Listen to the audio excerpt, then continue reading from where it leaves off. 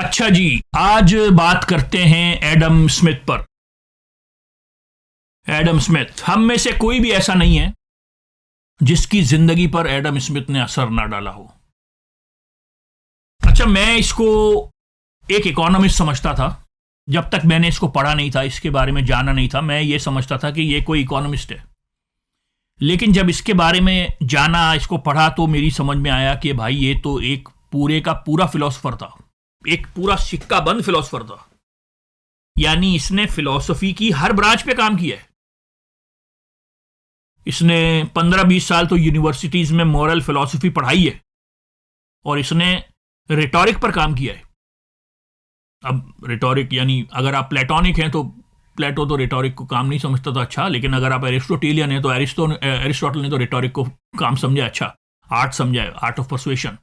तो रिटॉरिक पर काम किया इसने, ज्यूरिस्प्रूडेंस पर काम किया इसने, आर्ट पर काम किया इसने, एस्थेटिक्स पर काम किया इसने, लैंग्वेज पर काम किया। उस जमाने में 17th सेंचुरी में हर फिलोसोफर लैंग्वेज की एक थ्योरी देता था कि इंसानों ने बोलना कैसे शुरू किया। ये हर 17 रूसो ने दी है, सब ने दी है। जॉन लॉक ने तो पूरा एक चैप्टर लिखा है कि इंसानों ने बोलना कैसे शुरू किया। डेविड ह्यूम ने लैंग्वेज की थ्योरी दी है, इसने भी अपनी एक लैंग्वेज की थ्योरी दी है। इसने अपनी एक मोरालिटी की भी थ्योरी दी है। उस जमाने में ना 17th-18th सेंचुरी में हर फिलोसोफर एक मोरालिटी की थ्योरी देता था कि मैं सच क्यों बोलूं, अगर जन्नत और दोजख नहीं है, अगर खुदा नहीं है, अगर जीसस नहीं है, तो मैं सच क्यों बोलूं, मैं झूठ क्यों नहीं बोलूं, मैं डाके क्यों नहीं डालूं, मैं चोरी क्यों ना करूं। हर फिलोसोफर ने मोरालिटी की एक थ्योरी दी है। कांट ने भी दी है, डेविड ह्यूम ने भी दी है। डेविड ह्यूम की तो मशहूर है। डेविड ह्यूम ने यह कहा है ना कि आपके अंदर कोई मोरालिटी का इन्नेट कैटेगरी नहीं है, ना आपके अंदर मोरालिटी का कोई सेंस है। यानी कि जैसे मैं देखता हूं, सुनता हूं, ऐसा नहीं है कि मैं कुछ होते हुए चीज देख लूंगा और समझ में आ जाएगा कि ये सही हो रहा है कि गलत हो रहा है। उसने कहा इंसान अपने एक्सपीरियंस से सीखता है। आपका जमीर जो है, वो कॉन्शियंस जो है आपका, वो डेवलप होता है एक्सपीरियंस से। एडम स्मिथ ने भी यही कहा है, जमीर आपका सोशल एनवायरनमेंट में रहने से डेवलप होता है। जब आप एक दूसरे के साथ रहे, जंगलों में रहने वाले इंसान का कोई जमीर नहीं होता, उसको अच्छाई और बुराई की तमीज नहीं होती। तो ये तो जाहिर सी बात है, स्कॉटिश था, इसकी जो मोरालिटी की थ्योरी है वो भी एम्पिरिसिस्ट है। लेकिन कहना मैं ये चाह रहा हूं, पूरा फिलोसोफर था। लैंग्वेज की भी थ्योरी दी है, मोरालिटी की भी थ्योरी दी है। ये पूरी बुक लिखी है भाई, a theory of moral sentiments. तो पूरा फिलोसोफर था और इसके बारे में मैं जितना कुछ जानता था वो गलत साबित हुआ। यानी कि मैंने जब तक ये बुक नहीं पढ़ी थी, an inquiry into the nature and causes of wealth of nation, wealth of nation, इसको शॉर्ट फॉर्म में वेल्थ ऑफ नेशन बोलते हैं। जब तक मैंने ये बुक नहीं पढ़ी थी, मैं इसके बारे में जो ओपिनियन रखता था वो बहुत डिफरेंट था। इसके बारे में जो चीजें मशहूर की हुई हैं कि जी ये तो बिल्कुल ही राइट का आदमी है, ये तो बिल्कुल ही कट थ्रॉट कंपटीशन को सपोर्ट करता है, ये तो बिल्कुल ही लेजे फेरे पे यकीन रखता है कि मार्केट को मार्केट पार्टिसिपेंट्स पे छोड़ दो, गवर्नमेंट को कोई इंटरवेंशन नहीं करनी चाहिए, मार्केट परफेक्ट है, मार्केट इक्विलिब्रियम हिट कर देती है डिमांड और सप्लाई की फोर्सेस से, और यानी किसी किस्म की गवर्नमेंट को इंटरवेंशन की जरूरत नहीं है। इनविजिबल हैंड, जब भी इसका नाम सुना, invisible hand, invisible hand, invisible hand. और जितनी डिवीजन ऑफ लेबर और जितनी टर्म्स हमने सुनी हुई थी, हम समझते थे कि भाई ये तो एक्सट्रीम राइट का आदमी है। हर आदमी सिर्फ दौलत के पीछे भागे, और ऐसा एक इमेज आता था इसके बारे में। और जब ये बुक पढ़ी मैंने, मेरा इसके बारे में ओपिनियन पूरे का पूरा चेंज हो गया। 100% चेंज हो गया, 180 डिग्री चेंज हो गया। ये तो 100% लेफ्ट का आदमी है। इस बुक को अगर मैं एक जुमले में समराइज करूं, वो ये है कि गरीबों की हालत बेहतर करो। इसने कॉलोनियलिज्म के खिलाफ लिखा। उस 1776 में ये बुक शाया हुई थी। कॉलोनियलिज्म का राज था दुनिया पे। इसने कॉलोनियलिज्म के खिलाफ लिखा, इसने स्लेवरी के खिलाफ लिखा, इसने जो इनविजिबल हैंड की टर्म यूज हुई है यार, वो एक छोटा सा जुमला, एक दफा वो टर्म यूज हुई है इस 1100 पेजेस की बुक में। एक दफा वो टर्म, हमें लगता था कि शायद ये इनविजिबल हैंड का कोई आइडिया दे गया। एक पर्टिकुलर कॉन्टेक्स्ट में वो एक दफा उसने वो टर्म यूज की है। वो बताऊंगा किस कॉन्टेक्स्ट में की है। बहुत छोटे, कोई जनरल मार्केट के ऊपर बात थोड़ी कर रहा था, वो एक छोटी सी बात कर रहा था। तो भाई ये 100% लेफ्ट का आदमी है। इसने ईस्ट इंडिया कंपनी के साथ जो किया है इस बुक में, मैं बताऊंगा, पूरा बताऊंगा इसने क्या लिखा है ईस्ट इंडिया। मेरा ख्याल है कि 100 पेजेस तो इसने ईस्ट इंडिया प्लंडरर्स, लूटर्स, जब भी ईस्ट इंडिया कंपनी का नाम लेता है बोलता है the geniuses of East India company.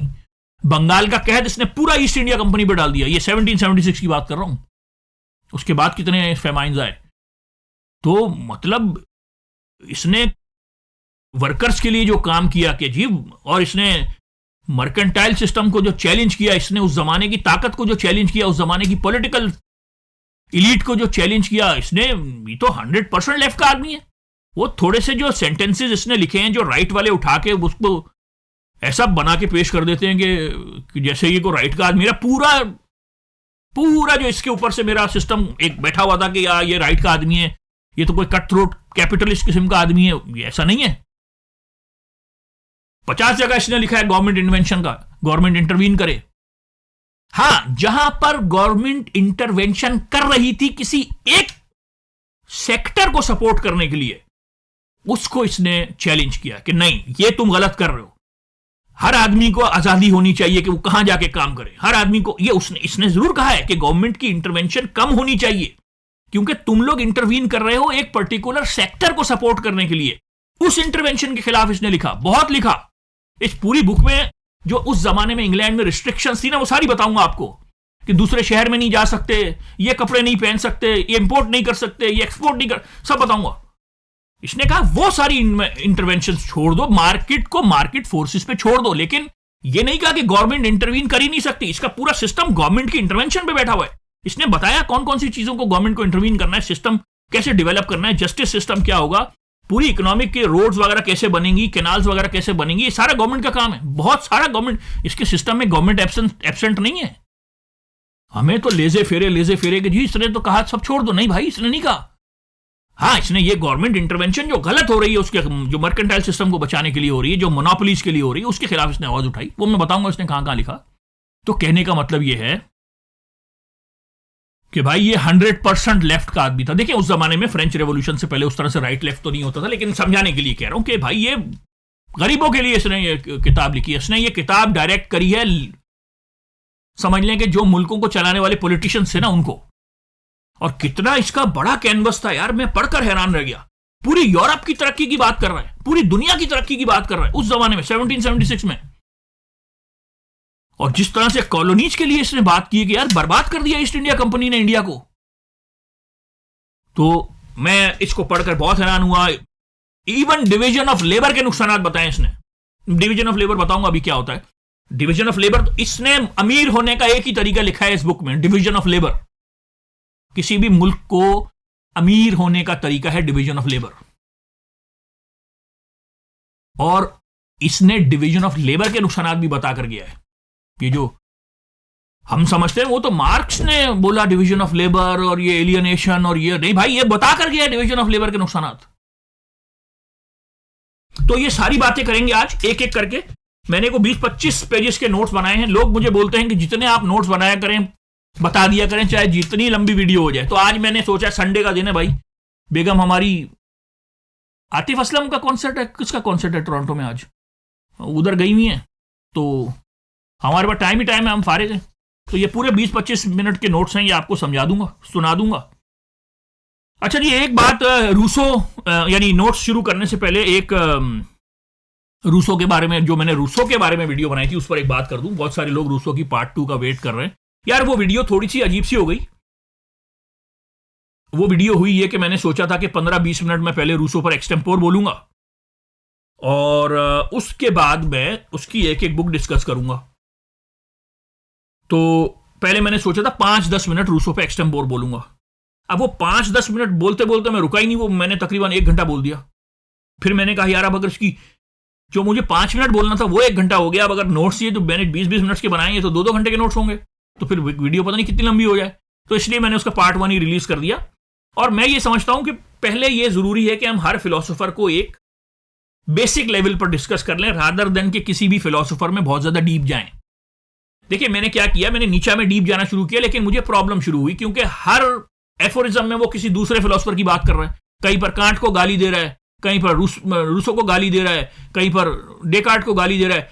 तो फिर मुझे वो बैकग्राउंड समझाना पड़ता था कि भाई डेकार्ट ने ये किया था, इसने ये किया था, हेगल ने ये किया था। तो फिर मैंने सोचा कि किसी भी एक फिलोसोफर में बहुत ज़्यादा डीप जाने से बेहतर ये है कि 25-30 जो मेन फिलोसोफर्स हैं उनकी एक एक इंट्रोडक्टरी सी वीडियो बना ली जाए, बाद में फिर उनमें डीप जाया जाएगा, क्योंकि एक बेस बन जाएगी ना, फिर बात करना आसान होगी। तो इसीलिए रूसो पर भी उसकी नोट्स मेरे पास बने हुए हैं, वो किसी दिन उसकी एक एक बुक डिस्कस कर लेंगे, लेकिन अभी जरा एक बेस बना लें बहुत सारे फिलोसोफर्स की। जैसे हेगल है, हेगल पर भी मैंने अभी सिर्फ एक वीडियो बनाई है, उसकी जो लॉजिक है उस पर।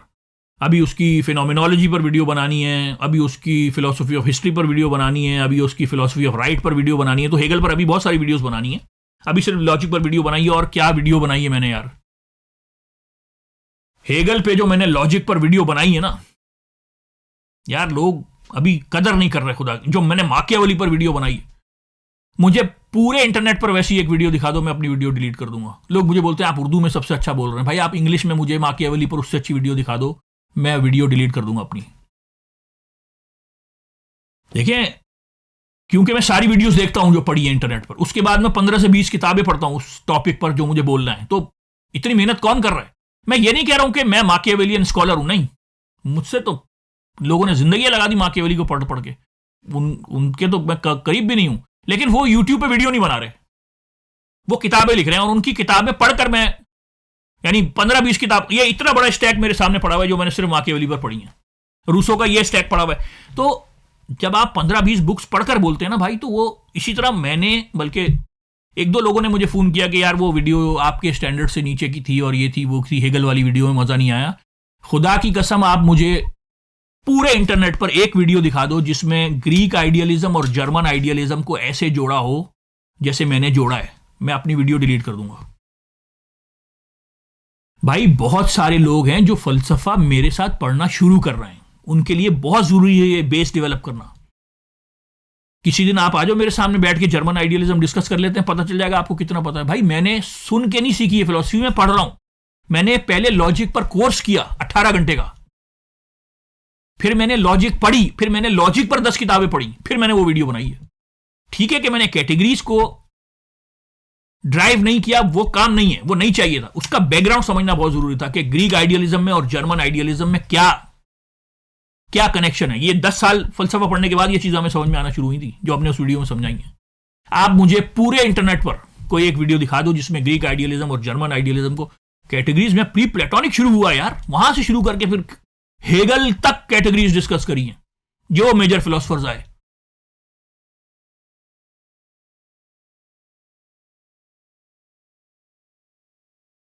आप मुझे दिखा दो।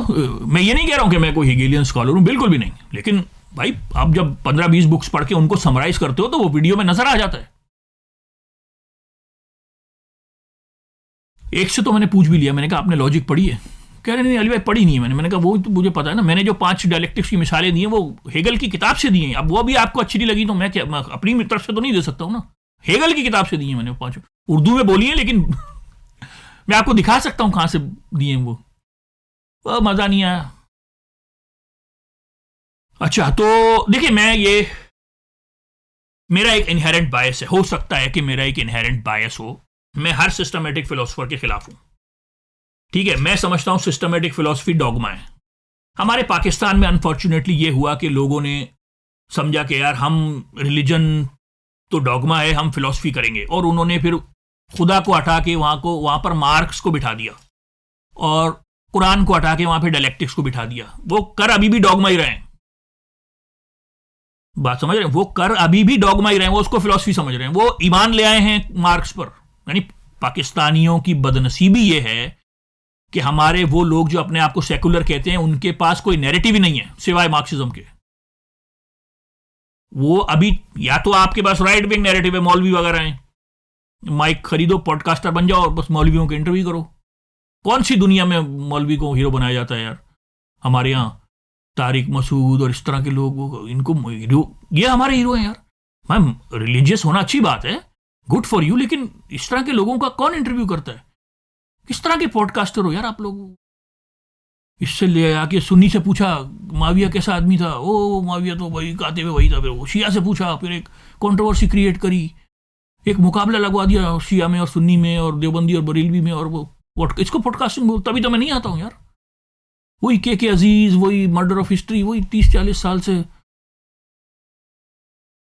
हाँ, तो कहने की बात यह कि हमारे यहां क्या है कि हम लोग डॉगमेटिक लोग हैं ना, तो ऐसे हेगल पर देखिए, हो सकता है कि मेरा कोई इनहेरेंट बायस हो, मैं तो मेरा ज्यादा जोर नीचा की तरफ है, और नीचा और हेगल रिकंसाइल नहीं हो सकते। ठीक है, अभी शुरू करूंगा, एडम स्मिथ शुरू करूंगा भाई। 25 पेज के नोट्स हैं, पूरे पढ़ूंगा नोट्स। मैंने आज आपको बता दिया कि आप, मैं नोट्स में से नहीं हटूंगा। मुझे लोगों ने बोला जितनी लंबी वीडियो बन जाए, और लोगों ने मुझे 500 लोगों ने इजाजत दी है कि जो साइड नोट आया दिमाग में वो बोल दो। तो अब जो आ रहा है वो बोल रहा हूं। देखिए, हेगल और नीचा रिकंसाइल नहीं हो सकते। जाइल्स डिल्यूज, अरे वो किताब रख लेता यार। ओ ये किस्मत है, आज तो अच्छा दिन है। ये जाइल्स डिल्यूज, नीचा एंड फिलॉसफी। इसमें इसने लिखा, इस बुक में इसने लिखा कि नीचा और हेगल रिकंसाइल नहीं हो सकते। तो हो सकता है मेरा कोई अनरिकग्नाइज्ड बायस हो हेगल की तरफ, नीचा की तरफ। हेगल और नीचा रिकंसाइल नहीं हो सकते। हेगल जा रहा है डायलेक्टिक्स की तरफ, नीचा जा रहा है इटर्नल रिकरेंस की तरफ।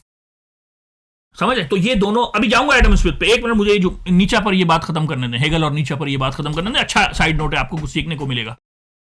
अभी तक मैंने एडम स्मिथ के बारे में कुछ नहीं बताया, सिर्फ ये बताया है कि एडम स्मिथ के बारे में मैं जो कुछ जानता था, ये बुक पढ़ने के बाद वो मेरी सारे आइडियाज चेंज हो गए। अभी तक सिर्फ ये बताया, और अभी वो आइडिया बताऊंगा आपको कि किस तरह से चेंज हुए। तो अभी सिर्फ ये बताया है कि मेरे सारे आइडियाज चेंज हो गए। जो मैं जानता था एडम स्मिथ, ये वो नहीं है भाई, हमें इसकी गलत तस्वीर दिखाई गई है। तो एडम स्मिथ शुरू करते हैं। अभी ये साइड नोट पूरा कर लूं। मैंने आपसे क्या कहा? जाइल्स डिल्यूज ने कहा कि जी हेगल इधर जा रहा है, नीचा इधर जा रहा है, और ये दोनों कभी रिकंसाइल नहीं हो सकते। ऐसी बात है, डायलेक्टिक्स और इटर्नल रिकरेंस कभी रिकंसाइल नहीं हो सकते। देखिए, डायलेक्टिक्स यानी, जिसको नहीं पता उसको बता देता हूं, यानी हिस्टोरिकल डायलेक्टिक्स से मुराद ये है कि जिंदगी जो है भाई वो कॉन्ट्रडिक्शन से आगे बढ़ती है। कॉन्ट्रडिक्शंस आती हैं, वो कॉन्ट्रडिक्शंस इवेंचुअली रिजॉल्व हो जाती है, नई कॉन्ट्रडिक्शंस आती हैं, और ये जिंदगी जो है वो रैशनैलिटी पर चल रही है, और इवेंचुअली सारी कॉन्ट्रडिक्शंस जो है वो रिजॉल्व हो जाएंगी। नीचा का तस्वुर अलग है, नीचा इटर्नल रिकरेंस की बात कर रहा है। तो ये दोनों मिलते ही नहीं है। अब मसला यह है कि हेगल को फॉलो करना या मार्क्स को फॉलो करना बहुत आसान है, नीचा को फॉलो करना बहुत मुश्किल है, क्योंकि नीचा आपकी सोच की बुनियादों पर हमला करेगा। नीचा पढ़कर आपकी लाइफ चेंज हो जाएगी। हेगल क्या करेगा? आपको सिस्टम दे देगा। या मार्क्स क्या करेगा कि आपको, मैं कहना ये चाह रहा हूं, मैं किसी को डाउन प्ले नहीं कर रहा हूं। आपको पता है मेरा पोलेमिक्स का काम नहीं है, मैं किसी पे अटैक नहीं करता हूं, क्योंकि मुझे पता है मैं जो कहता हूं वो सही है। आपको पता है, जो आप अगर समझते हैं कि मैं गलत कह रहा हूं तो आप गलत हैं, इसलिए मैं किसी से बहस ही नहीं करता हूं। मैं कहना ये चाह रहा हूं कि मार्क्स को पढ़कर लेनिन बनना बहुत आसान है, नीचा को पढ़कर ओवरमैन बनना नामुमकिन है, यह कहना चाह रहा हूं। यानी नीचा की फिलॉसफी में आपको डॉगमा नहीं मिलेगा, वो आपको कुछ पकड़ने नहीं देगा, वो आपको जैसे गला काट के छोड़ देते हैं ना बंदे को तड़पने के लिए, वो आपको तड़पने के लिए छोड़ देगा। तो वो तड़पना नहीं चाहता कोई भी। लोग चाहते को रस्सी मिल जाए, किसी की पकड़ लें।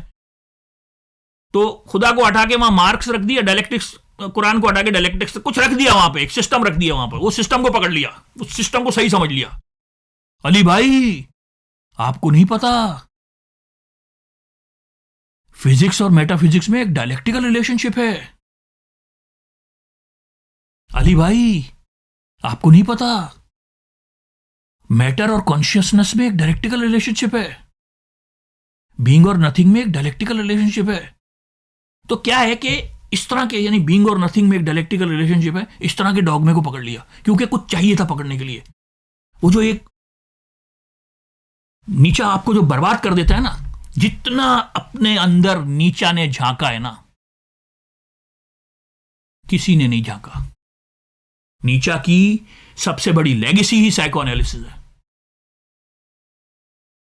ये बात अभी खत्म कर रहा हूं, नीचा और हेगल की बात। एक मिनट मुझे और दे दें, खत्म कर रहा हूं, जा रहा हूं एडम स्मिथ पे। लेकिन ये बात अभी, नीचा की सबसे बड़ी लेगेसी साइकोएनालिसिस है। अपनी ही जात में पस्ती के खंडर मिलते हैं, अपनी ही जात में एक कोहे निदा रहता है। कोहे निदा, मैजिक माउंटेन, मुस्तफा जैदी की नज़म है, क़यामत नज़म है ये कोहे निदा।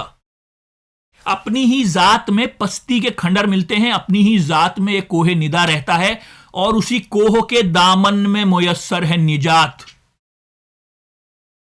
आदमी वरना अनासिर में घिरा रहता है, और उन सब से घबरा के जब उठाता है नजर अपने मजहब की तरफ, अपने खुदा की जानिब, अय्युहन्नास चलो कोहे निदा की जानिब। अपनी जात में पस्ती के खंडर मिलते हैं।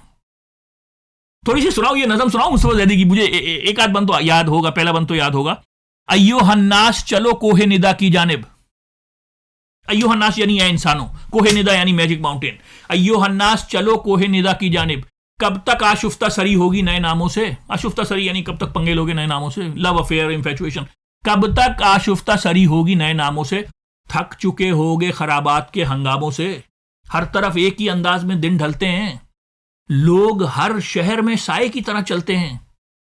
अजनबी खौफ को सीनों से लगाए हुए लोग, अपने आसेब के ताबूत उठाए हुए लोग।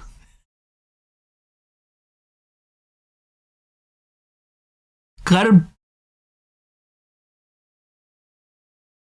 जात के कर्ब में, बाजार की रुसवाई में तुम भी शामिल हो इस अंबोह की तन्हाई में। अंबोह की तन्हाई, अंबोह क्राउड, तुम भी शामिल हो इस अंबोह की तन्हाई में। तुम भी एक बादिया पैमा हो खला की जानिब। भाई हम सब एस्ट्रोनॉट्स हैं ना भाई, ये दुनिया ऐसे घूम रही है ना, हम स्पेस में है ये दुनिया, अनलिमिटेड स्पेस में है ये दुनिया। ये अपने उसमें भी घूम रही है, ये उसमें सूरज के गिर्द भी घूम रही है, और ये पूरी मिल्की वे घूम रही है। हम एक एस्ट्रोनॉट हैं, हम स्पेस में हैं। तुम भी एक बादिया पैमा हो, बादिया पैमा, एस्ट्रोनॉट खला की जानिब।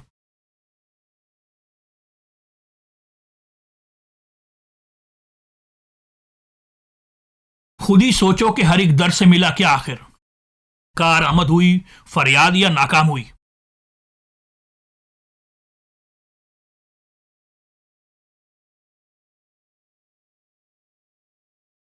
अपनी गलियों में से किस किस ने सताया तुमको, दश्ते गुर्बत में कहां सुबह कहां शाम हुई। किसने सोए हुए असबाब फुगा को छेड़ा, यानी ऐसी बात की कि आपको पता था कि तकलीफ होगी। किसने सोए हुए असबाब फुगा को छेड़ा, किसने दुखते हुए तारे रगे जहां को छेड़ा। किसने समझाई तुम्हें इशरत गम की बातें, यानी गम में भी मजा है, तुम्हें किसने बताया। कौन लाया तुम्हें अंदोहे वफा की जानिब। अंदोहे वफा की जानिब यानी इश्क की जो ट्रेजिडी है, कौन लाया तुम्हें यहां। बहुत ही क़यामत नज़म है ये मुस्तफा जैदी की। और आखिरी बंद जो मैंने थोड़ा सा सुनाया था वो पूरा कर देता हूं कि रात भर जागते रहते हैं दुकानों के चिराग, दिल वो सुनसान जजीरा के बुझा रहता है, और इस सुनसान जजीरे के हर एक कोने में जात का बाबे तिलिस्मात खुला रहता है। अपनी ही जात में पस्ती के खंडर मिलते हैं, अपनी ही जात में एक कोहे निदा रहता है, और कोहे निदा यानी मैजिक माउंटेन। अपनी ही जात में पस्ती के खंडर मिलते हैं, अपनी ही जात में एक कोहे निदा रहता है, और उसी जात के पर्दे में मुयस्सर है निजात, और उसी कोह के दामन में मुयस्सर है निजात। आदमी वरना अनासिर में घिरा रहता है, और इन सब से भी घबरा के उठाता है नजर अपने मजहब की तरफ, अपने खुदा की जानिब। अय्युहन्नास चलो कोहे निदा की जानिब। तो मैं कहना ये चाह रहा हूं, अभी एडमिशन तो जाता हूं, मैं कहना ये चाह रहा हूं कि भाई सबसे बड़ी लेगेसी नीचा की जो है ना वो साइको एनालिसिस है। नीचा की दूसरी बड़ी लेगेसी एग्जिस्टेंशियलिज्म है। नीचा की तीसरी जो सबसे बड़ी लेगेसी है ना वो रिलेटिविज्म है। चौथी बड़ी लेगेसी उसकी फैसिज्म है। देखिए मैं नीचा पर भी ईमान नहीं लाया हूं, नीचा पर भी ईमान नहीं लाया हूं। यानी जो लोग हेगल पर ईमान लाए, अगर वो ये कह दें कि तुम नीचा पे, मैं नीचा पर भी ईमान नहीं लाया हूं। भाई मैं देखिए मैं ये समझता हूं राइटर की ये जिम्मेदारी है कि उसको किस तरह से इंटरप्रेट किया जाएगा। आप देखिए नीचा ने बहुत लिखा पॉलिटिक्स पे, बहुत लिखा पॉलिटिक्स पे। मैं ये नहीं कह रहा हूं कि नीचा फैशिज्म को सपोर्ट करता था, या नीचा अगर होता तो हिटलर की तारीफें करता, नहीं करता। लेकिन मैं सिर्फ समझाना ये चाह रहा हूं कि आप ऐसा लिखकर चलेगा जिसको लोगों ने मिसयूज किया। भाई देखिए नीचा ने लिबरल्स के खिलाफ तो बहुत लिखा, इसमें तो कोई शक ही नहीं है ना। उस जमाने के जो लिबरल्स है ना वो इक्वालिटी की बात करते थे कि जी इंसान बराबर हैं, इंसान बराबर हैं। रूसो ने पूरा वो सेकंड डिस्कोर्स लिख दिया कि जी स्टेट ऑफ नेचर में इंसान बराबर थे, यानी कि स्टेट ऑफ नेचर में अगर थोड़ा बहुत फर्क था तो वो बहुत ही इममटीरियल था, यानी अगर कोई तेज भागता है, कोई हल्का भागता है, किसी में ताकत ज्यादा है, किसी में ताकत कम है, it was immaterial. State of nature में सब बराबर एक दूसरे से डरते थे, स्टेट ऑफ नेचर में इंसान इक्वल था। आज की दुनिया में इंसान इक्वल नहीं है, ये अननेचुरल है, ठीक है। रूसो ने कहा इंसान इक्वल है, और नीचा का पूरा फलसफा इक्वालिटी के खिलाफ है। नीचा इक्वालिटी को गालियां देता है। नीचा कहता है कि यूरोप को एक लानत ने आकर घेर लिया है इक्वालिटी की। ये कौन इक्वालिटी की बात, यूटिलिटेरियनिज्म और ये सोशलिज्म, क्या इक्वालिटी? इंसान इक्वल हो ही नहीं सकते, बड़े बड़े होते हैं, छोटे छोटे होते हैं। जो एरिस्टोक्रेट्स होते हैं, जो हायर मैन होते हैं, उनकी वैल्यूज, उनके अंदर स्पिरिचुअलिटी, उनकी विल टू पावर, उनकी जो मॉरल स्टैंडर्ड्स होते हैं वो और होते हैं। जो छोटे लोग होते हैं, छोटों के लिए कभी उसने बेस ह्यूमंस यूज किया है, उनमें से तो बदबू आती है, उनमें रिजेंटमेंट होती है। मैं तो सेकेंड हैंड बुक्स भी इसलिए नहीं खरीदता, मैं तो मैगजीन भी नहीं खरीदता। ये जुमला नीचे के है। उसने लिखा हर अच्छी चीज हेरिडिटरी होती है।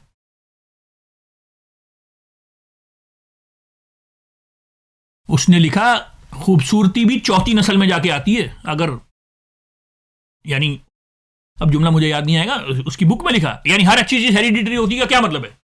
यानी वो कह रहे हैं एरिस्टोक्रेट्स होते हैं, जाहिल के बच्चे होते हैं, गरीब होते हैं। उसने गरीबत का लफ्ज यूज नहीं किया, कहने का ना बेस ह्यूमंस, बेस। वो नीचे का सारा फलसफा हायर मैन और लोअर मैन। नीचे ने कहा स्लेवरी लाजमी है। 18वीं सदी में कौन ऐसा बोल सकता था यार? 19वीं सदी में उसने बोला स्लेवरी लाजमी। जैसे एरिस्टोटल ने बोला था स्लेवरी का, वो तो 2500 साल पहले बोला था ना। बड़ा जबरदस्त कॉन्सेप्ट है नीचे का, द पैथोस ऑफ डिस्टेंस। तो मैं कहना यह चाह रहा हूं कि नीचा ने लिबरलिज्म के खिलाफ लिखा, नीचा ने कंजर्वेटिज्म के भी खिलाफ लिखा। गॉड इज डैड और ये वो, उसने जर्मनी की जो सोसाइटी थी वो बहुत कंजर्वेटिव थी, उसने उसके भी खिलाफ लिखा। तो फिर क्या बचा? फैशिज्म ही तो बचा ना उसमें से निकालने को। यानी मैं कहना यह चाह रहा हूं कि भाई राइटर को जिम्मेदारी है कि वो क्लियर लिखे। नीचा ने गालियां दी हैं जो आसान लिख। जॉन स्टुअर्ट मिल को गालियां दी नीचा ने। ये अपने आप को फिलोसोफर बोलता है, इतना आसान लिखता है। जान के मुश्किल लिखा करो ताकि पढ़ने वाले का टाइम जाया हो, सोचता रहे वो आपकी बातों पर। तो ये जो मैं हेगल और नीचा की बात कर रहा था, इसको मैं समराइज कर दूं कि भाई फिलॉसफी को डॉगमा ना बनाओ, पढ़ो सबको, लेकिन ईमान ना लाओ। मेरा ईमान नीचा पर भी नहीं है। यानी अब तो मैं समझता हूं कि मैंने तकरीबन जो बड़े बड़े 50-60 नाम आप फिलॉसफी में लेंगे, कार्ल पॉपर हो गया, थॉमस कून हो गया, जो बड़े बड़े, जो जाइल्स डिलूज हो गया, सबका कुछ ना कुछ थोड़ा बहुत पढ़ ही लिया है। आइज़ाया बर्लिन के बहुत सारे एसेस पढ़ लिए हैं, फ्रेडरिक कोपलस्टोन, बहुत सारे जो बड़े नाम हैं, एल्फ्रेड वाइट नॉर्थहेड, और इस तरह कुछ ना कुछ थोड़ा बहुत सबका देख ही लिया है। नीचा से ज्यादा कोई नहीं गया अपने अंदर जितना डीप नीचा गया, लेकिन उस पर भी मेरा ईमान नहीं है भाई। तो मैं कहना ये चाह रहा हूं भाई, फिलॉसफी को डॉगमा ना बनाइए। अच्छा जी, तो थोड़ा सा हिस्टोरिकल पर्सपेक्टिव जानना बहुत जरूरी है। जिस जमाने में एडम स्मिथ काम कर रहा था वो क्या जमाना था और किस दौर से यूरोप गुजरा था। देखिए जी, यूरोप में रोमन एम्पायर के टूटने से, यानी 500 एडी से लेकर 1500 एडी तक डार्क एजेस थी। हर तरह की कॉमर्स को, हर तरह की परसूट ऑफ प्रॉफिट को बुरा समझा जाता था। प्रॉफिट के लफ्ज से नफरत थी कि तुम फायदे के लिए काम कर रहे हो, तुम दुनियावी फायदे के लिए काम कर रहे हो, तुम ये ट्रेड इसलिए कर रहे हो कि तुम पैसे कमा सको, प्रॉफिट के लिए काम। ट्रेड होती थी लेकिन कॉमर्स अलाउ नहीं थी, प्रॉफिट के लिए बुरा समझा जाता था। यानी कि नफरत थी कि तुम, यानी सस्ता खरीद के महंगा बेचना, ये क्या छोटी हरकत है। यानी इस तरह से कॉमर्स को, ट्रेडिंग होती थी लेकिन कॉमर्स को इतना बुरा समझा जाता था। क्रिश्चियन ट्रेडिशन में भी और जो इनकी सिविल ट्रेडिशन है उसमें भी, क्योंकि स्पार्टा के दौर से, यानी आपके अंदर मार्शल क्वालिटीज होनी चाहिए, ना कि आप मटेरियल गेन्स। क्योंकि रोमन एम्पायर के टूटने का ये लोग समझते थे कि रोमन एम्पायर ने, उनके अंदर मटीरियलिस्टिक आसानियां आ गई थी, दौलत आई तो फिर वो कमजोर हो गए दौलत से, तो दौलत को बुरा समझा जाता था, एक इस सेंस में कि इंसान कमजोर हो जाता है, उसके अंदर वो ताकत नहीं रहती हार्डशिप्स फेस करने की। और दूसरा, क्रिश्चियनिटी ने दौलत को जो बुरा भला कहा है। तो कोई आदमी अगर कॉमर्स की बात करता था, सस्ता खरीद के महंगा बेचने की बात करता था, उसको लालची और उसको पता नहीं क्या क्या क्रिमिनल तक कहा जाता था। और ग्रीक ट्रेडिशन में भी हर तरह से दौलत को बुरा भला कहा गया है। सुकरात ने दौलत को बुरा भला कहा है, प्लेटो ने दौलत को बुरा भला कहा है। अरस्तु ने प्राइवेट प्रॉपर्टी को बुरा नहीं कहा, लेकिन अरस्तु ने पैसे कमाने को बुरा कहा है।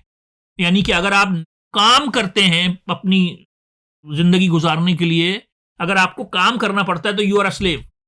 यानी अरस्तु ये कहता था ना कि एरिस्टोक्रेट्स का काम है कि वो पॉलिस यानी जो सिटी है उसकी पॉलिटिक्स में हिस्सा लें। तो जो आदमी या फिलॉसफी करें, तो जो आदमी बेचारा नौकरी पे जाता है, पैसे कमाता है, कॉमर्स करता है, he is a slave. He is not suppose to be part of aristocrats, he is a slave. He should not be brought into those discussions where we make decisions about our city. उसका काम ही नहीं है कि वो सियासत में हिस्सा ले। तो काम करने को बुरा समझा जाता था। यानी कि एरिस्टोटल ने कहा कि अगर आप ट्रेड कर रहे हैं प्रॉफिट की नीयत से, तो it's the most reprehensible thing, because you have a desire to gain profit and this desire has no limit. तो इससे घटिया काम तो कोई हो नहीं सकता। यानी ये एटीट्यूड था पैसों की तरफ। भाई बाइबल में लिखा है ना कि हजरत ईसा ने बोला कि वो जो पेन का हेड होता है उसमें से कैमल गुजर सकता है, ऊंट गुजर सकता है, लेकिन अमीर आदमी जन्नत में नहीं जा सकता। इनके यहां एक प्रेयर होती है ग्रेशियन प्रेयर, उसमें यह कहा गया है कि merchants are the most wild creatures. सबसे घटिया इंसान दुनिया में सौदागर है, दुकानदार है। जो क्रिश्चियन मेरा ख्याल है थियोलॉजी है, उसमें जो दो बड़े सिंस हैं, एक लग्जरी और एक एवरिस, लालच और लग्जरी, इनको बहुत बड़ा गुनाह समझा जाता है, यानी कार्डिनल सिंस में समझा जाता है।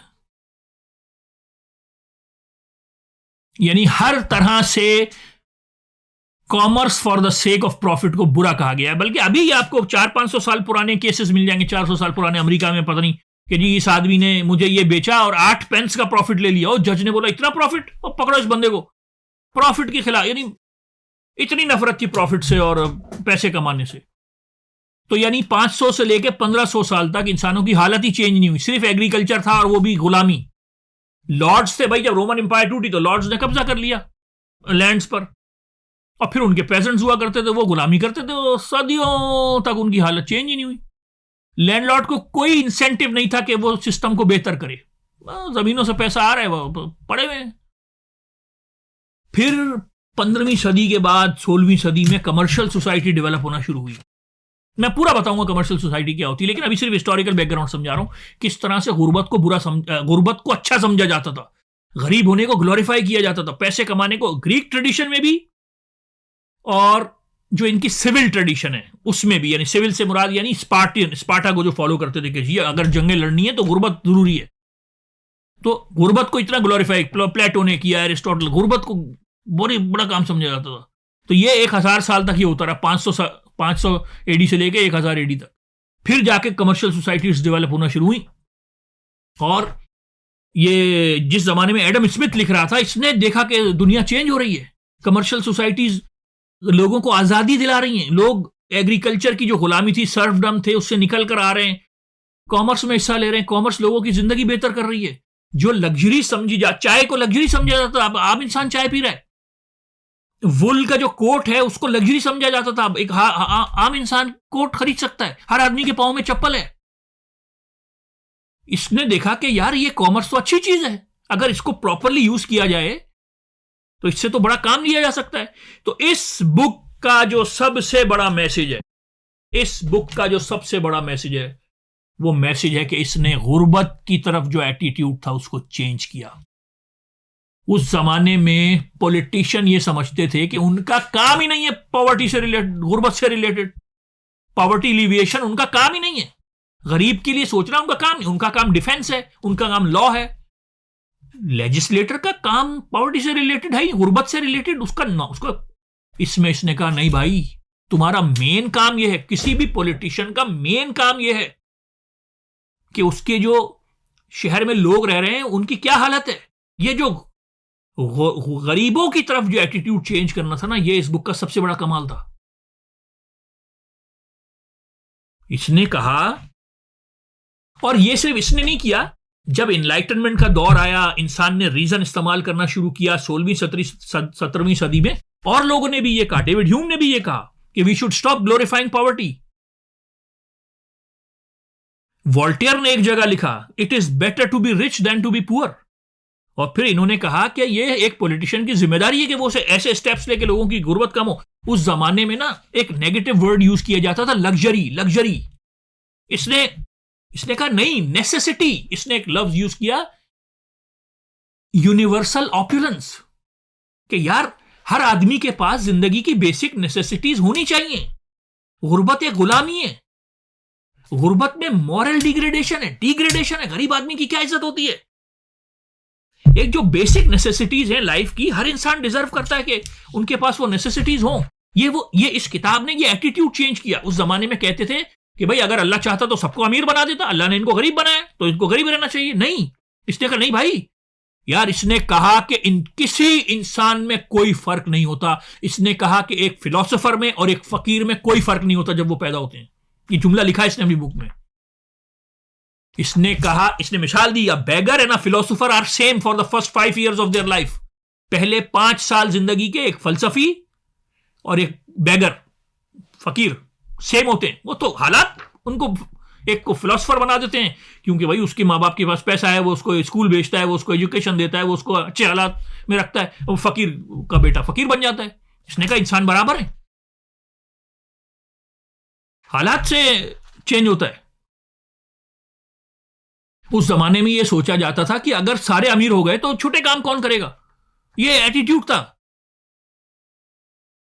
इस किताब का सबसे बड़ा कमाल यह कि इसने गुर्बत की तरफ एटीट्यूड चेंज किया। इसने कहा हर इंसान के पास यह राइट है, right not to be poor.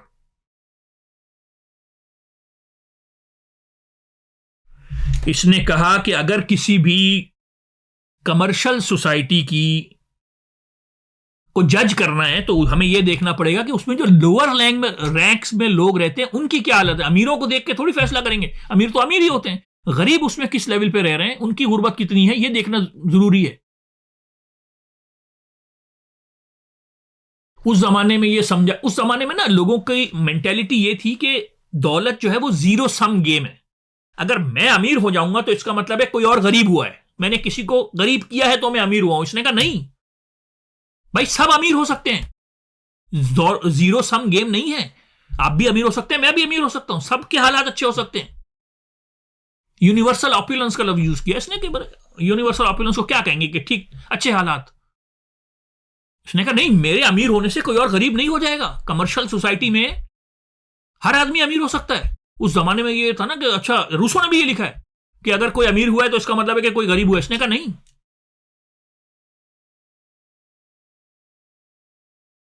उसने कहा गवर्नमेंट जो भी पॉलिसीज बनाए उसको इस क्राइटेरिया पे मेजर करना चाहिए कि उसमें गरीब का कितना फायदा है।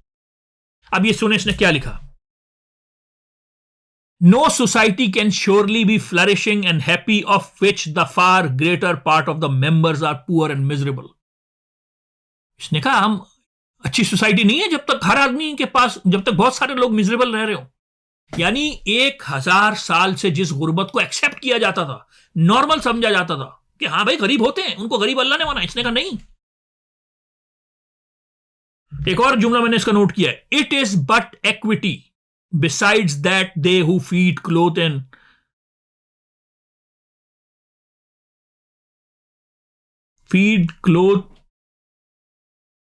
lodge us should have such a share of the produce of their own labor as to be themselves tolerably well fed, clothed and lodged। यानी कि इन गरीबों की वजह से हम वेल फेड हैं, क्लोथ्ड हैं और लॉज्ड हैं। हमारा घर गरीब बनाते हैं, हमारा खाना गरीब बनाते हैं, हमारे कपड़े गरीब सीते हैं। इट इज बट इक्विटी यार, बराबरी, इक्विटी ये है कि उनके पास भी अच्छे कपड़े हो पहने। उस जमाने में कहा जाता था ना कि नहीं, गरीब क्यों ये वाला कपड़ा पहने, हम अमीर लोग पहने, गरीब क्यों ये वाला खाना खाए। उस जमाने में कंजम्पशनरी लॉज होते थे कि गरीब ये नहीं कर सकता, गरीब एक बटन नहीं लगा सकता, ये वाला बटन सिर्फ अमीर लोग लगाएंगे, इस कलर की शर्ट गरीब नहीं पहन सकता। ये लॉज इस बुक में इसने बहुत सारे डिस्कस, इसने कहा क्यों, जब अमीर पहन सकते हैं तो गरीबों को भी, इट इज बट इक्विटी। उस जमाने में समझा जाता था कि नहीं, एक पुअर क्लास होना जरूरी है, इसने कहा नहीं जरूरी। उस जमाने में समझा जाता था कि अच्छा, गरीबों को अगर हाई वेजेस दे देंगे तो ये इंडोलेंट हो, ये तो छोड़ देंगे काम करना। इसने कहा नहीं, इसने, बल्कि वो मैं जुमला लिखना भूल गया, इसने यहां पे कहीं लिखा है कि they have a tendency to overwork themselves. कितना ऑपोजिट बात की। यानी उस जमाने में ये कहा जाता था कि अगर गरीबों को हायर वेजेस दे दी जाएंगी तो ये सुस्त हो जाएंगे। इसने कहा नहीं, मैंने तो ये देखा है कि गरीब ओवरवर्क करते हैं बेचारे हमेशा। एक जगह पर ये जो बर्नार्ड मैंडिवल ने किताब लिखी थी ना, बर्नार्ड मैंडिवल, ये फेबल ऑफ द बीज, ये बड़ी मशहूर किताब है, ये बहुत ही जबरदस्त किताब है। इस किताब को पढ़ने के बाद मैंने इस पे वाव लिखा था, जिस पे मैं वाव लिख दूं इसका मतलब वो मुझे बहुत पसंद आई। अब मुझे याद नहीं रहा कि इसमें क्या है, लेकिन बहुत जबरदस्त बुक है। इस किताब में ना बर्नार्ड मैंडिवल ने यह लिखा था कि अमीरों के खर्चे करने से ना गरीबों का फायदा होता है।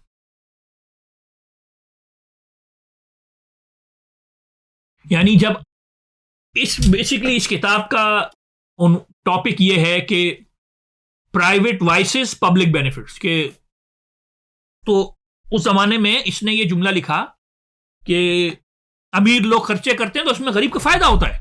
इसने कहा नहीं, गरीब के खर्चे से गरीब का, अमीर का कितना खर्चा, bulk of your population is poor, ये गरीब दुनिया को चला रहे हैं।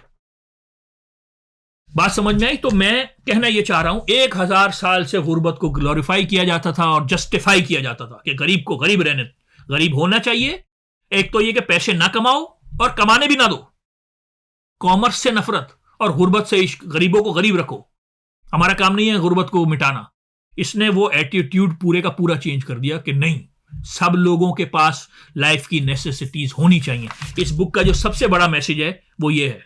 और दूसरा जो सबसे बड़ा मैसेज है इस बुक का, वो इसने मर्केंटाइल सिस्टम पर अटैक किया। उस जमाने का जो इकोनॉमिक सिस्टम था उसको मर्केंटाइल सिस्टम बोलते हैं, इसने उसका नाम मर्केंटाइल सिस्टम रखा। और इस किताब, बल्कि इसने अपने एक दोस्त को खत में लिखा कि मैंने ग्रेट ब्रिटेन के जो मर्केंटाइल सिस्टम है उस पर सबसे बड़ा अटैक किया है।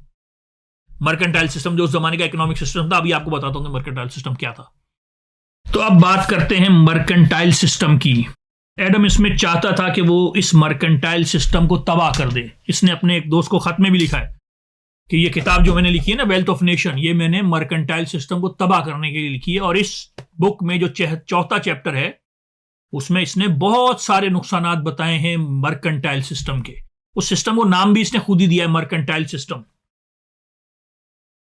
देखिए, मर्केंटाइल सिस्टम के नुकसानात तो हम आपको बहुत सारे बता सकते हैं, लेकिन पहले एक बात यह बताना बहुत जरूरी है कि मर्केंटाइल सिस्टम ने ही ये नेशन स्टेट के सिस्टम को जन्म दिया था। तो एक ये फायदा था मर्केंटाइल सिस्टम का। यानी कि पहले तो क्या हुआ था कि रोमन एम्पायर जब टूटी ना, तो लॉर्ड्स बन गए थे। लॉर्ड्स ने बहुत सारी जमीनों पर कब्जा कर लिया था और वो लॉर्ड्स छोटे छोटे खुदा होते थे। वो एग्रीकल्चर लॉर्ड्स जो थे उनके सर्फ्स होते थे और वो गुलामों की तरह जिंदगी गुजारते थे। और जो एग्रीकल्चरल लैंडलॉर्ड होता था वो डिसाइड करता था कि भाई वही लॉ होता था, वही ज्यूरी होता था, वही जज होता था, वही एग्जीक्यूशनर होता था, वो एक छोटा मोटा खुदा होता था।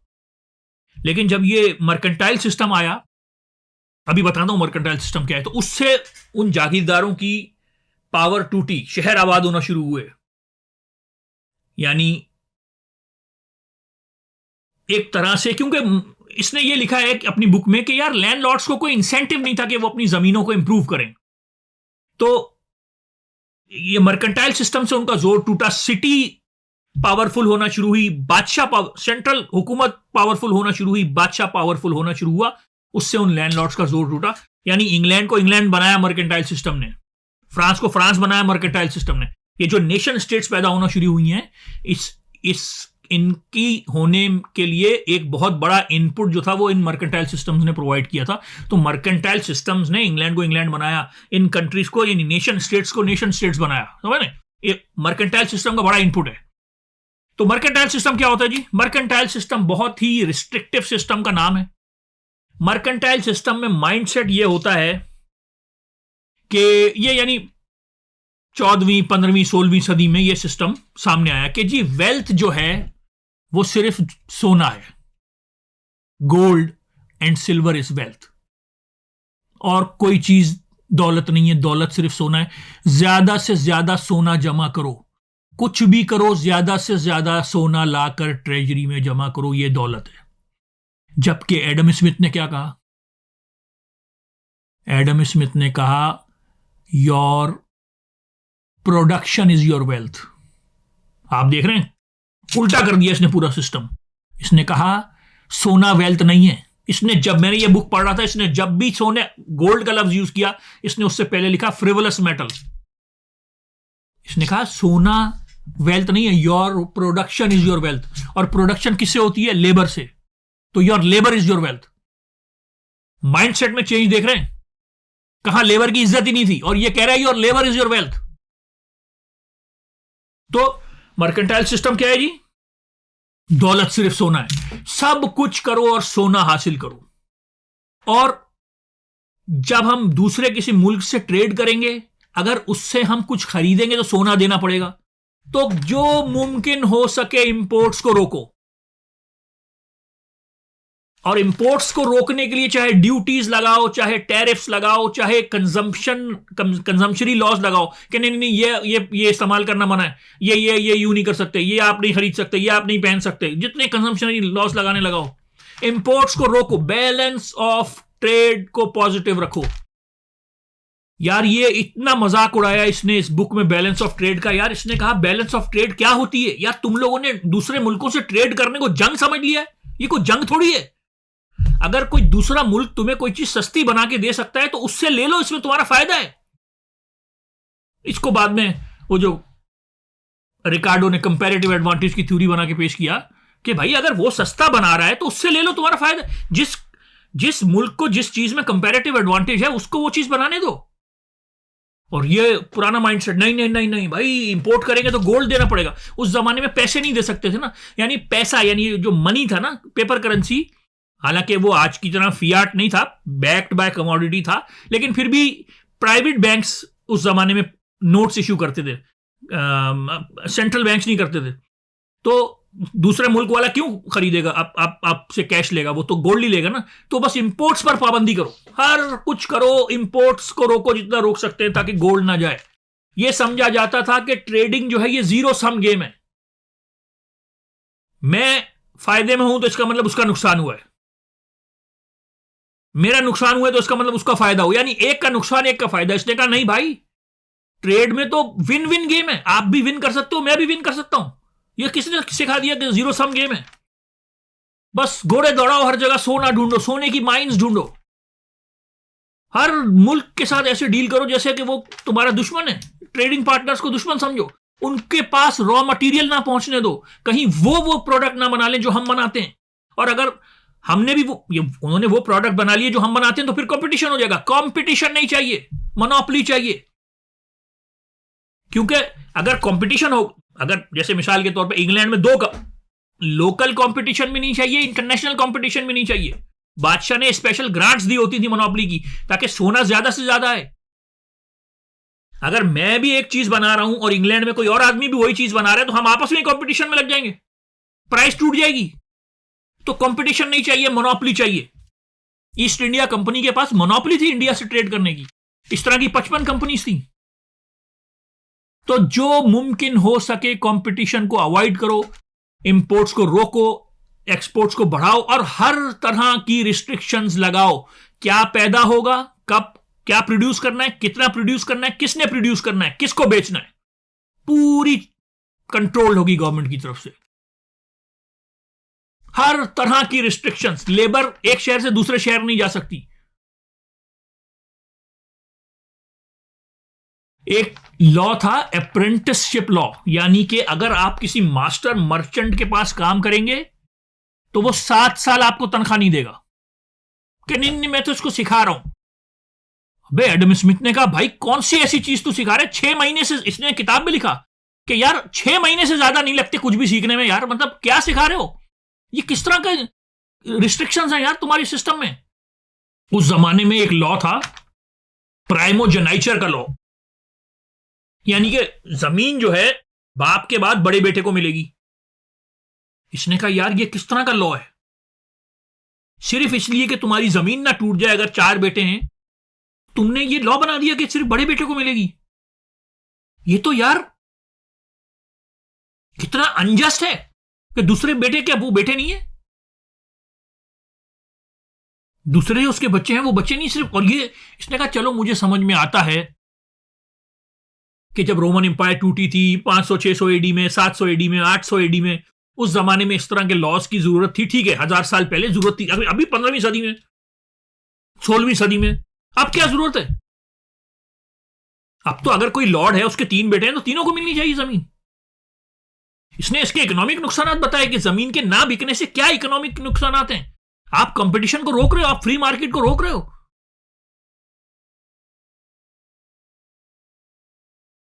उस जमाने में सेटलमेंट का लॉ होता था, आप लैंड नहीं बेच सकते थे। इसने कहा यह भी एक फेक लॉ है। क्यों? इसकी क्या, लैंड बेचने दो भाई, अगर मार्केट में डिमांड है तो बेचने दो। इंटेलमेंट का लॉ, यानी लैंड नहीं बेच सकते, लैंड यूनिक, पता नहीं कितने लॉस थे। एक शहर से दूसरे क्यों नहीं जाने देते किसी को। लेबर यूनियन बनाने पर पाबंदी थी। अब बताओ, इसने कहा, इस बुक में इसने लिखा कि अजीब बात है कि मर्चेंट्स आपस में मिल सकते हैं, यह अलाउ है, और लेबरर्स आपस में नहीं मिल सकते, लेबर यूनियन पे पाबंदी है। इसने कहा यार ये क्या बात हुई?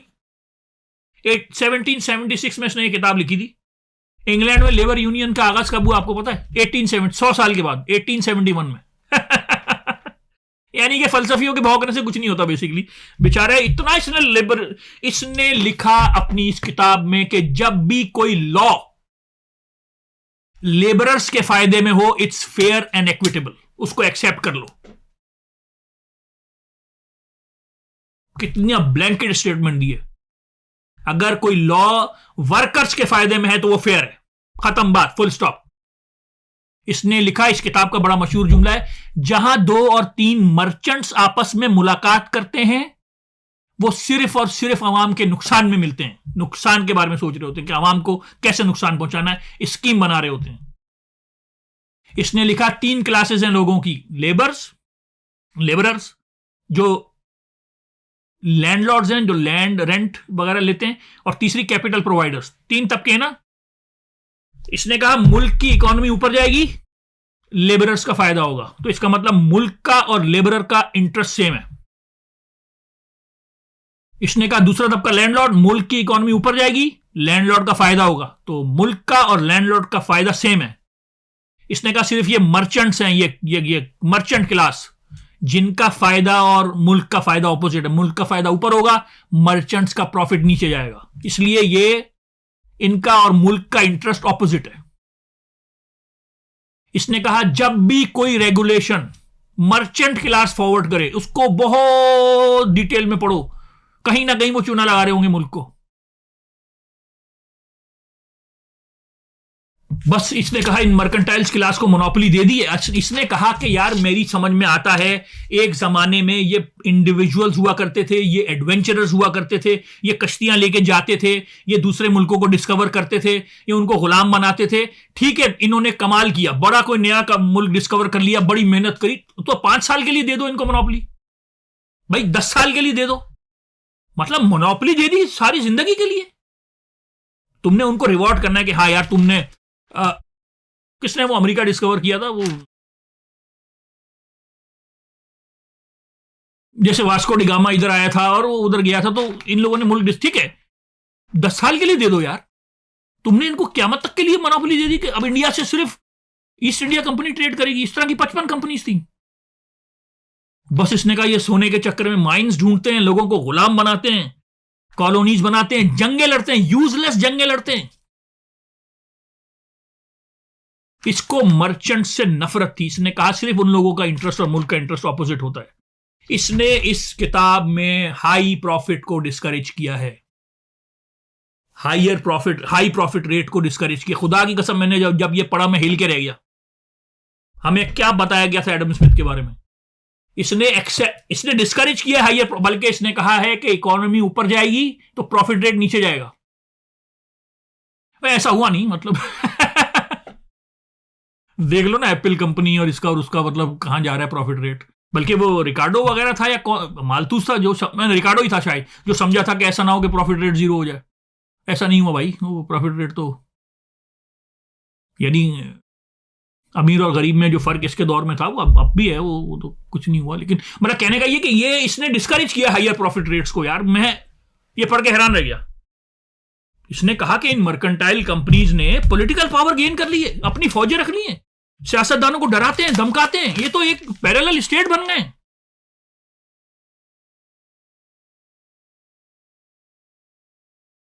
इनकी वजह से हम हर मुल्क से दुश्मनी ले रहे हैं। जैसे को ट्रेडिंग, कोई ट्रेड, इसने कहा भाई ट्रेड करो, जंग ना लड़ो, मार्केट को छोड़ दो, हर जगह प्राइस को कंट्रोल किया हुआ है, कौन प्रोड्यूस करेगा, कितना प्रोड्यूस, सबको आजाद कर दो। इसने कहा कि आप क्यों प्राइवेट लोगों की इकोनॉमी में घुसते हो भाई, क्यों आप मैनेज, आपको, उसने कहा यार पॉलिटिशियंस को अपना नहीं पता, साले खुद पैसा पानी की तरह उड़ाते हैं। ये बादशाह के जो कोर्ट में लोग होते हैं पैसा उड़ा रहे हैं और दूसरों की कंजम्पशन पे लॉस लगा रहे हैं कि नहीं तुम ये नहीं कंज्यूम कर सकते, तुम वो नहीं कंज्यूम कर सकते। और कह रहा है इनको पता क्या है प्राइवेट लोगों की इकोनॉमी। भाई मैं अपने इंटरेस्ट को बेहतर जानता हूं ना, कि मुझे किसकी नौकरी करनी है, कहां करनी है, कौन सा मैं सीखूं, तुम क्यों मुझे मैनेज कर रहे हो भाई। ये उस जमाने में बहुत बड़ी बात थी कि ये कहना कि प्राइवेट आदमी को प्राइवेट उस पर छोड़ दो, वो खुद अपनी इकोनॉमी मैनेज कर लेगा। ये ग्राउंड ब्रेकिंग आइडिया था। उस जमाने में तो गरीबों को समझते थे ना कि जाहिल है, हमें मैनेज करना पड़ेगा इनको। उसने कहा नहीं भाई, हर आदमी अपने इंटरेस्ट को जानता है, आप छोड़ दो उसकी जान, वो देख लेगा उसे क्या करना है। दुनिया लॉस लगाए हुए, पॉलिटिशियंस को क्या पता है। इसने कहा भाई जो भी बात करे ना कि यार ये बात तो मैं पब्लिक गुड में कर रहा हूं, इसने कहा मैंने देखा है वो नुकसान ही पहुंचा रहा था आवाम को। मोनोपोलीज खोली हुई है भाई। इसने कहा छोड़ दो इकोनॉमी को। ये जब इकोनॉमी आप फ्री करोगे तो लोगों की हालत बेहतर होगी। आप रिस्ट्रिक्शंस लगा रहे हो एक सेक्टर को सारे पैसे देने के लिए। इसने कहा आपकी वेल्थ गोल्ड नहीं है, आपकी प्रोडक्शन आपकी वेल्थ है, और प्रोडक्शन किससे होती है, लेबर से, तो आपकी लेबर आपकी वेल्थ है। यार ये ग्राउंड ब्रेकिंग आइडिया था।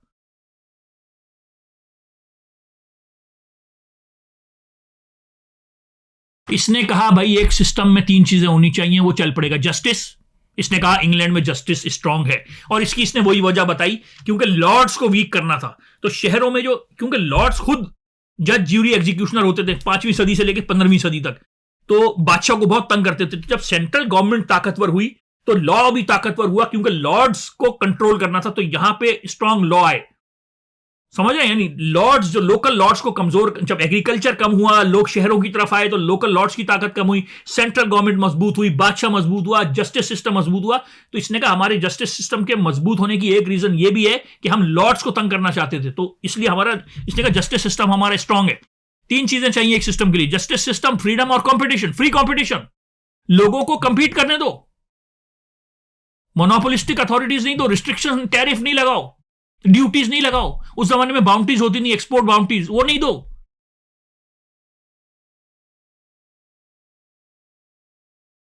और फिर इसने, मैंने आपसे कहा कि 100 के करीब पेजेस हैं जो इसने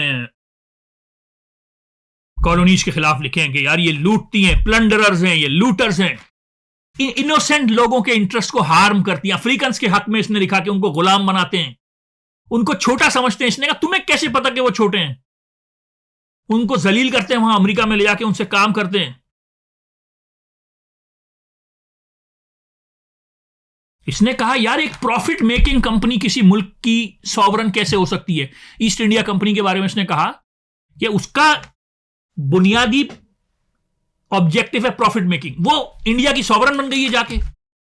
एक सॉवरन का इंटरेस्ट, और भाई सॉवरन तो चाहता है लोगों की वेजेस बढ़े, प्रॉफिट मेकिंग कंपनी चाहती है लोगों की वेजेस कम हो। तो ये दोनों चीजें कैसे मैनेज कर रही है ईस्ट इंडिया कंपनी।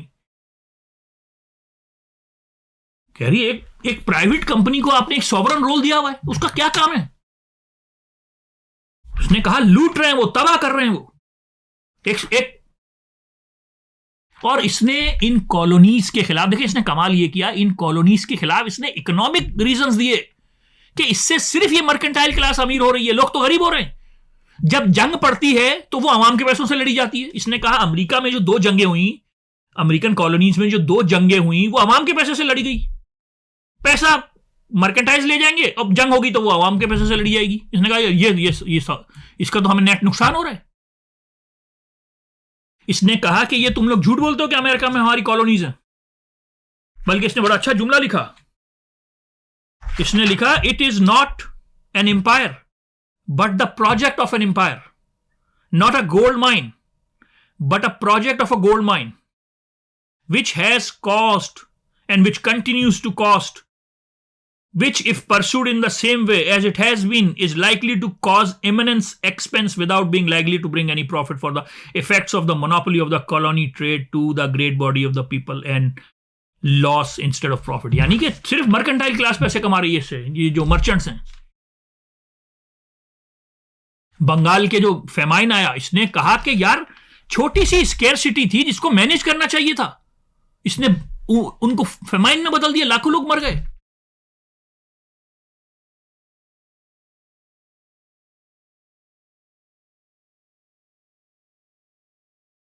यानी जितना खुल के इसने स्लेवरी के खिलाफ लिखा, लेबर्स के हक में लिखा, कॉलोनीज के खिलाफ, कार्ल मार्क्स ने नहीं लिखा इतना खुल के कॉलोनीज के खिलाफ। यार कार्ल मार्क्स ने नहीं लिखा। कार्ल मार्क्स का जो सिस्टम है वो तो डिटर्मिनिस्टिक सिस्टम है ना, उसमें तो कॉलोनीज होना लाजमी है ना। उसने इतना खुल के नहीं लिखा जितना इसने लिखा।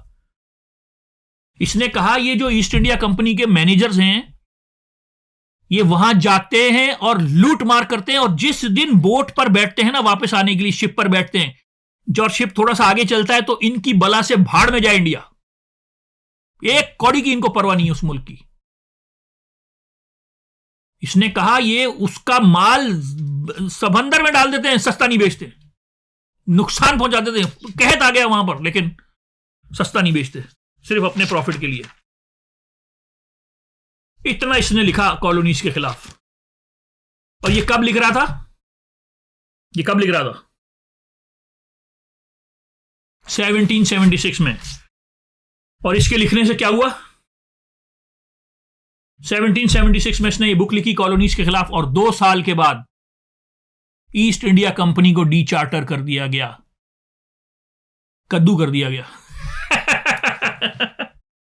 ईस्ट इंडिया कंपनी को डी चार्टर किया है 1857 की जंग आजादी के बाद, 100 साल के बाद, 80 साल लगा लो चलो। और वो भी जंग के बाद, जब लूट लूट के बर्बाद कर दिया इंडिया को, तो क्राउन को होश आया कि ये मैं क्या कर रहा हूं। और 1857 की जंग आजादी के बाद तो फिर जाके डायरेक्ट हम उनके क्राउन के अंडर में आए हैं, कंपनी से जान छूटी है। माने कि जंग के बाद, वो भी खुश मर्जी से नहीं किया। यानी इसने कब लिखा? यानी पार्लियामेंट में हर साल बहस होती होगी ईस्ट इंडिया कंपनी पर, 100 साल तक बहस होती रही। हालांकि ये किताब लिख के जा चुका था कि इसके कितने नुकसान आते हैं। इसने लिखा कि इंग्लैंड को नुकसान हो रहा है इन कॉलोनीज से, सिर्फ मर्चेंट्स को फायदा हो रहा है। लेकिन फिर भी वो कॉलोनी जारी रही अगले 100 साल तक, वो भी जंग के बाद छोड़ा 1857 में। खुदा की कसम, अगर वो 1857 की जंग हम जीत जाते ना तो माहौल ही और होता यार, कौम का ना नेशनल लेवल ही और होता। मैं 25-26 साल पाकिस्तान में रहा, मैंने कराची में कोई मॉन्यूमेंट नहीं देखा 1857 का कोई मॉन्यूमेंट होता कि जी इन लोगों ने लड़ा था, ये हमारे हीरो। मुझे नहीं पता 1857 के कौन हीरोज हैं, कहीं उनकी तस्वीर हो, कोई नंबर लिखा हो कि कितने लोगों को अंग्रेजों ने फांसी दी थी 1857 के बाद। बच्चों को पढ़ाना चाहिए ना, मुझे नहीं पता। यानी कि मुझे नहीं पता 1857 के बाद अंग्रेजों ने कितने हिंदुस्तानियों को मारा था। आपको पता है कितने हिंदुस्तानियों को मारा था? मुझे नहीं पता। भाई हमारी हिस्ट्री का कितना बड़ा इवेंट है। चलो हम जंग नहीं जीत सके, वो एंड में वो रंजीत सिंह की फौज फारिग बैठी थी तो वो मसला नहीं है, लेकिन हम इतने बड़े इवेंट को बताया नहीं जाता। हम लोग कितनी बड़ी हमारी कोशिश थी, नहीं बताया जाता। भाई दिल्ली से लेके आगरा तक जितने दरख्त थे ना, उन सब पे लाशें टंगी हुई थी। इतने लोगों को मारा था इसके बाद, आपको पता है? लेकिन मुझे नंबर नहीं पता। जब भी किसी कौम के साथ ट्रेजेडी होती है, एक नंबर याद रखवाया जाता है कि इतने लोगों ने कुर्बानियां दी। पाकिस्तान, मैं कराची में नहीं देखा 1857 का कोई मॉन्यूमेंट। किन लोगों ने मेहनत करी थी, किन लोगों, आपको पता क्यों? बता दो क्यों। बता दो क्यों। देखें होता क्या है, अब ये छोटा सा एक साइड नोट है, एडम स्मिथ तो दोबारा वापस जाते हैं, 1 मिनट दें मुझे। भाई होता क्या है कि जब किसी मुल्क पे कि दूसरा कोई फॉरेन ऑक्यूपायर आता है ना, तो जो लोकल लोग फॉरेन ऑक्यूपायर का साथ देते हैं, जब जंग जीत के ये लोग आजाद हो जाते हैं तो फॉरेन ऑक्यूपायर का साथ देने वालों को सजा दी जाती है। यह उसूल है, यह उसूल है। यानी सेकेंड वर्ल्ड वॉर के बाद जो इटालियन लड़कियां जर्मनी के फौजियों के साथ सोती थी, उनको गंजा कर दिया गया। वो मैसोलिनी और वो एक तरीके से दोस्ती थे, लेकिन एक तरीके से इटालियंस को यह फील होता था कि उन पर जर्मन्स ने कब्जा किया हुआ है।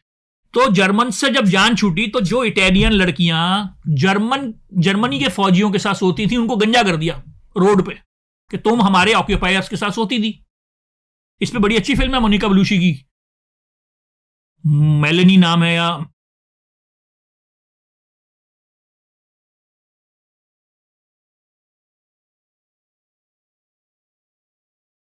तो उन लोगों को गंजा कर दिया। अमेरिका ने जब जंग लड़ी ब्रिटिश से और जीत गए, तो जिन अमेरिकन ने ब्रिटिश सोल्जर्स का साथ दिया था, उनके घर जला दिए। तो पाकिस्तान जब हमने बनाया 1947 में, तो जिन लोगों ने अंग्रेजों का साथ दिया था, हमने उनका क्या किया? भाई उसूल यही है ना कि जो फॉरेन ऑक्यूपायर का साथ दे उसको सजा दो। आजादी के बाद हमने कितनों को सजा दी? हमने तो 1857 की कोई यादगार ही नहीं बनाई, मुझे तो नहीं दिखी कराची में। क्यों नहीं बनाई आपको पता है? क्योंकि भाई जो लोग अंग्रेजों के साथ, जो अंग्रेजों की तरफ से लड़ रहे थे, उन्हीं वही तो हमारे हुक्मरान बन गए आके। नहीं समझे भाई? ये सारे चौधरी, ये टवाणे, ये जंजुए, ये सारे मलिक, ये गिलानी और कसूरी, और ये सारे इनके बाप दादा अंग्रेजों की तरफ से लड़ रहे थे। भाई ये चौधरी निसार है ना शायद, जिसका दादा या नाना शायद अंग्रेजों की तरफ से लड़ता हुआ मारा गया था। भाई छोटा सा होता था, ये क्वीन नहीं, क्वीन एलिजाबेथ, ये पाकिस्तान आई थी जब पाकिस्तान की 50th आजादी की 50th सेलिब्रेशन थी। मैं टीवी पर ये प्रोग्राम अपनी कानों से सुना है, शाह महमूद कुरैशी था या कौन था, बोल रहा है कि मुझे तो फख्र है कि मेरे एंसेस्टर्स जो थे वो सल्तनत बरतानिया के वफादार थे। ये टीवी पे खड़े होकर बोल रहा है आजादी के 50 साल के बाद। वो एक इनका सरताज अजीज होता था, वो बोल रहा है मैं तो आज भी अपने आप को ब्रिटिश सब्जेक्ट समझता हूं। ये आजादी के 50 साल के बाद ये बोल रहे हैं, तो सोचो भाई इनको जो जमीनें दी थी, ये जो जमींदार हैं सारे, ये अंग्रेजों ने जमीन, मुगल तो जमीनें नहीं देते थे। ये जो जमीनों का ओनर बनाया था, आप वो पढ़े ना the permanent act of zamindari 1797, Google करें आपको मिल जाएगा। अंग्रेजों ने जमीनें बांटी थी कि भाई यहां से यहां तक तुम्हारी जमीन है, तुमने टैक्स कलेक्ट करना है और लोगों पे जुल्म करना है और हमें टैक्स लाके देना है। इस तरह से इनको जमीनें दी थी। इंडिया ने पहली जो कॉन्स्टिट्यूशन में अमेंडमेंट करी वो ये परमानेंट एक्ट ऑफ जमींदारी, इसको लॉ ऑफ परमानेंट सेटलमेंट बोलते हैं, वो खत्म किया। पहली कॉन्स्टिट्यूशनल अमेंडमेंट, और सारी जमींदारियां खत्म कर दी। पाकिस्तान में नहीं करी। पाकिस्तान में एक झूठी लैंड रिफॉर्म अयूब खान ने करी, उसका कोई, और दूसरी भुट्टो साहब ने करी, वो भी गरीबों को कौन सी जमीन मिली? कागज पे बस साइन ले लिए कि जमीन तुम्हारी है मेरी, कोई गरीबों को जमीन नहीं मिली। यानी होना यह चाहिए था कि जिन लोगों ने अंग्रेजों का साथ दिया उनको सजा दी जाए, वो हमारे हुक्मरान बन गए। इसीलिए तो हमें नहीं याद कि हमारे कौन हीरो हैं 1857, मुझे तो नहीं पता, कम से कम 1857 के कौन हीरोज हैं, किन लोगों ने कुर्बानियां दी, किन लोगों ने मेहनत करी।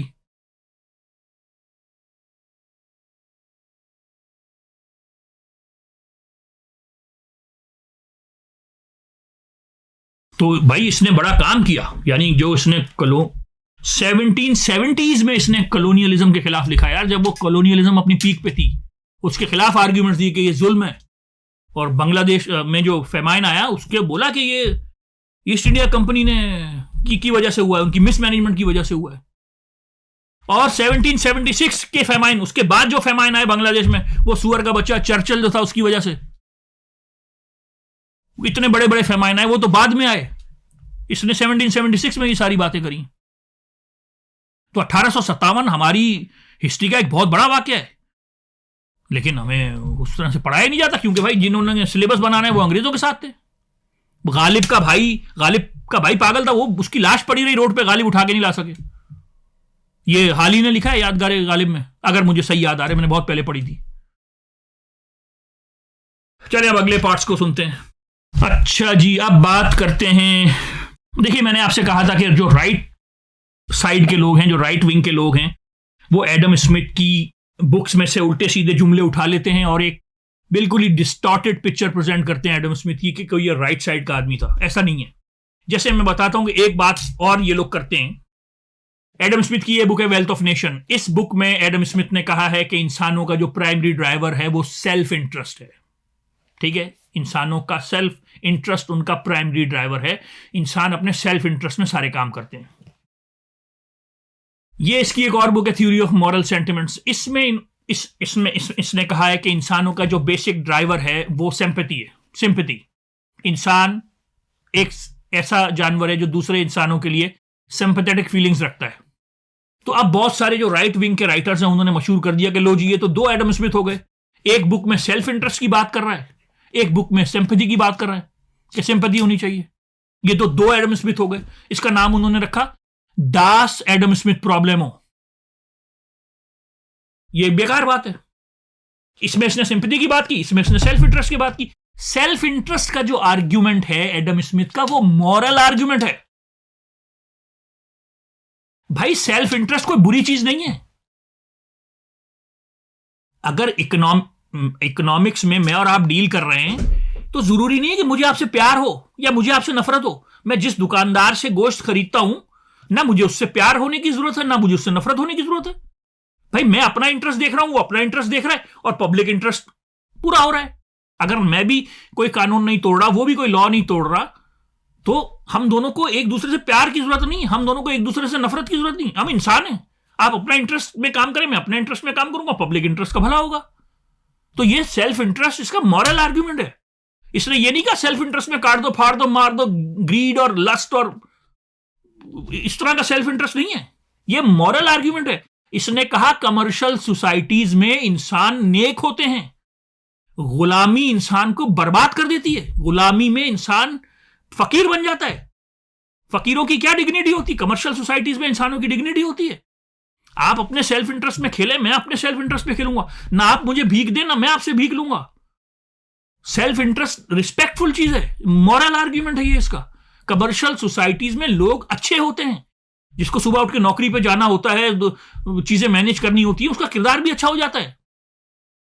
काम करना है, बिजनेस करना है, वो लोगों से अच्छे से बात करेगा। वो जो फकीर आदमी है, स्लेव आदमी है, उसका क्या इखलाक है? या जो मजारा है, जो गुलाम है, वो उसका क्या इखलाक होगा? पड़ा रहेगा वो तो ये इसका मॉरल और सेल्फ इंटरेस्ट कोई बुरी चीज नहीं है। एक और इसकी टर्म को गलत इस्तेमाल किया जाता है जी, इनविजिबल हैंड। इनविजिबल हैंड जी, मैं ये समझता था कि शायद एडम स्मिथ ने कहा है कि एक इनविजिबल हैंड जो पूरी मार्केट को मैनेज कर लेती है। कोई गवर्नमेंट की इंटरवेंशन की जरूरत नहीं है, एक इंटरवेंशन खुद ही हो जाती है इनविजिबल हैंड के जरिए। भाई, ऐसी तो कोई बात नहीं है। इसने इस पूरी 1100 पेज की बुक में सिर्फ एक दफा इनविजिबल हैंड का जिक्र किया, और वो भी एक स्पेसिफिक कॉन्टेक्स्ट में। वो कॉन्टेक्स्ट ये है कि यार, जो कैपिटल प्रोवाइडर्स होते हैं वो अपना कैपिटल वहां ले जाते हैं जहां पर उनको ज्यादा रिटर्न मिले। तो क्या ऐसा तो नहीं होगा कि इंग्लैंड वाले जो कैपिटल प्रोवाइडर्स हैं वो अपना सारा पैसा बाहर ले जाएंगे? इसने कहा ऐसा नहीं होगा, क्योंकि जो कैपिटल प्रोवाइडर होता है वो चाहता है कि उसका कैपिटल उसके सामने रहे। भाई, अब अपनी फैक्ट्री में कहीं रशिया में जाके तो नहीं लगाऊंगा ना, मैं उसको कैसे मैनेज करूंगा? मैं उन लोगों को जानता नहीं हूं। तो कैपिटल प्रोवाइडर अपने सामने अपना पैसा रखना चाहता है ताकि लोग उसके हों, जगह उसकी हो, मैनेज हो सके, कंट्रोल हो सके। तो इस वजह से पैसा बाहर नहीं जाएगा। एक इनविजिबल हैंड जो मेक श्योर करता है कि पैसा मुल्क में ही रहे, जो हमारे इन्वेस्टर्स हैं उनका पैसा। ये एक बहुत ही स्पेसिफिक केस में उसने एक बहुत ही स्पेसिफिक एग्जाम्पल दी है। उसने ये नहीं कहा कि पूरी मार्केट को एक इनविजिबल हैंड मैनेज करता है, कोई विजिबल हैंड की जरूरत नहीं है, ऐसा नहीं कहा उसने।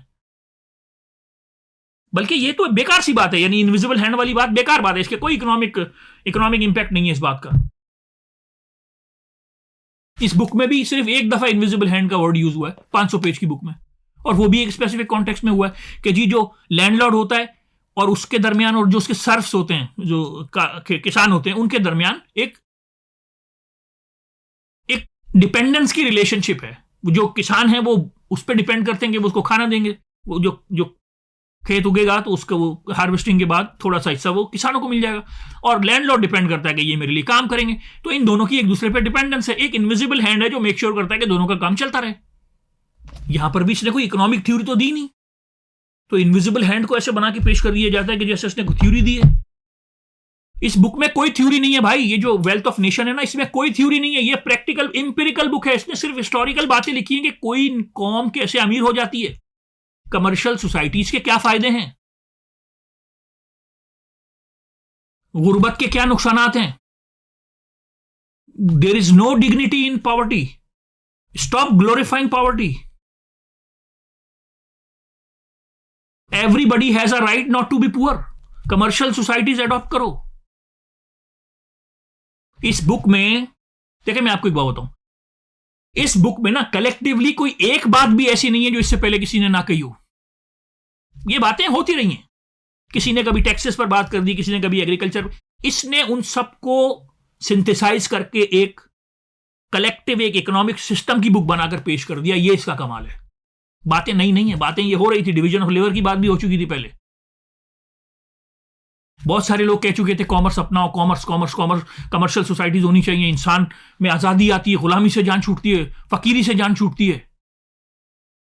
ये बातें हो चुकी थी, लेकिन एक फलसफी था। इसने उस चीज को सिंथेसाइज करके एक सिस्टम बनाकर पेश कर दिया। ये बुक थ्योरी की बुक नहीं है। तो इनविजिबल हैंड को बिल्कुल गलत यूज किया जाता है। अच्छा जी, एक और कहते हैं कि जी मैं तो ये इसके बारे में कि जैसे इसने कहा था कि गवर्नमेंट की इंटरवेंशन नहीं होनी चाहिए। इसने कहा नहीं, इसने कहा भाई स्टेट की जिम्मेदारी है कि लोगों को एजुकेट करे। बेसिक एजुकेशन यानी जो स्कूलिंग होती है वो स्टेट की जिम्मेदारी है कि वो दे सबको। ये बात ये 1776 में कर रहा है। गवर्नमेंट की जिम्मेदारी है कि लोगों को एजुकेट करे, 1776 में। पब्लिक स्कूलिंग सिस्टम जो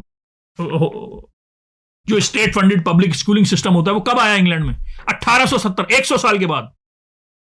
और ये 1776 में बोलकर गया कि आवाम को पढ़ाओ, स्टेट फंडेड आवाम को पढ़ाओ। जिस जमाने में जाहिल रखने में फायदा समझा जाता था ना कि सबको पढ़ा दिया तो फिर छोटे काम कौन करेगा। आप यकीन करें, मैं जब बहुत छोटा होता था ना, मैट्रिक में, तो मैं ये सोचता था कि अगर सारे अमीर हो गए तो रेडी कौन लगाएगा। मैं ये बचपन में ऐसा सोचा करता था। तो उस जमाने में लोगों की यही सोच थी कि सब अमीर हो गए तो फिर ये छोटे काम कौन करेगा। काम कोई छोटा नहीं होता, लेकिन मैं कहने की बात ये कह रहा हूं कि फिर ये काम कौन करेगा ये सब। तो उस जमाने में लोगों की यही सोच थी कि सब अमीर हो गए तो छोटे काम कौन करेगा। इसने कहा नहीं भाई, सबको पढ़ाओ। 1776 में इसने कहा ये स्ट्रक्चर की जो डेवलपमेंट है, इंफ्रास्ट्रक्चर, पब्लिक इंफ्रास्ट्रक्चर की जिम्मेदारी गवर्नमेंट की है। रोडें बनाना, कैनाल्स बनाना, सारा डिस्ट्रीब्यूशन नेटवर्क बनाना। अच्छा हाँ, एक बात डिस्ट्रीब्यूशन नेटवर्क से याद आई। इस बुक में इसने, एक राइट विंग वाले ये भी कहते हैं, किसी किस्म की कोई डिस्ट्रीब्यूटिव जस्टिस की बात नहीं करी, यानी कि वेल्थ के डिस्ट्रीब्यूशन पर। भाई करिए, इसका जो टैक्सेशन सिस्टम है कि अमीरों से टैक्स लो, गरीबों पे लगाओ, वो रीडिस्ट्रीब्यूशन ही तो है, और क्या है। तो इसने गवर्नमेंट पर बहुत सारी जिम्मेदारियां डाली हैं। इसने ये नहीं कहा गवर्नमेंट, इसने कहा एक ऐसी एनवायरनमेंट क्रिएट करना कि जहां पर कॉम्पिटिटिव फोर्सेस काम कर सके फ्रीली, कार्टेल्स क्रिएट ना हो, मोनोपोलीज क्रिएट ना हो। ये गवर्नमेंट का काम है। इसने गवर्नमेंट को इंटरेस्ट रेट तक मैनेज करने का बोला है कि interest rate but market rate से बस थोड़े से ऊपर होने चाहिए। अगर कोई ऐसा मुल्क है जिसमें अमीर लोग अपना पैसा बैंकों में रखवा कर इंटरेस्ट पर अपनी जिंदगी गुजार सकते हैं, इसका मतलब वो इकोनॉमी खराब है, वो इकोनॉमी सही नहीं चल रही जिसमें सिर्फ लोग इंटरेस्ट खाकर अपनी जिंदगी गुजार सकते हैं।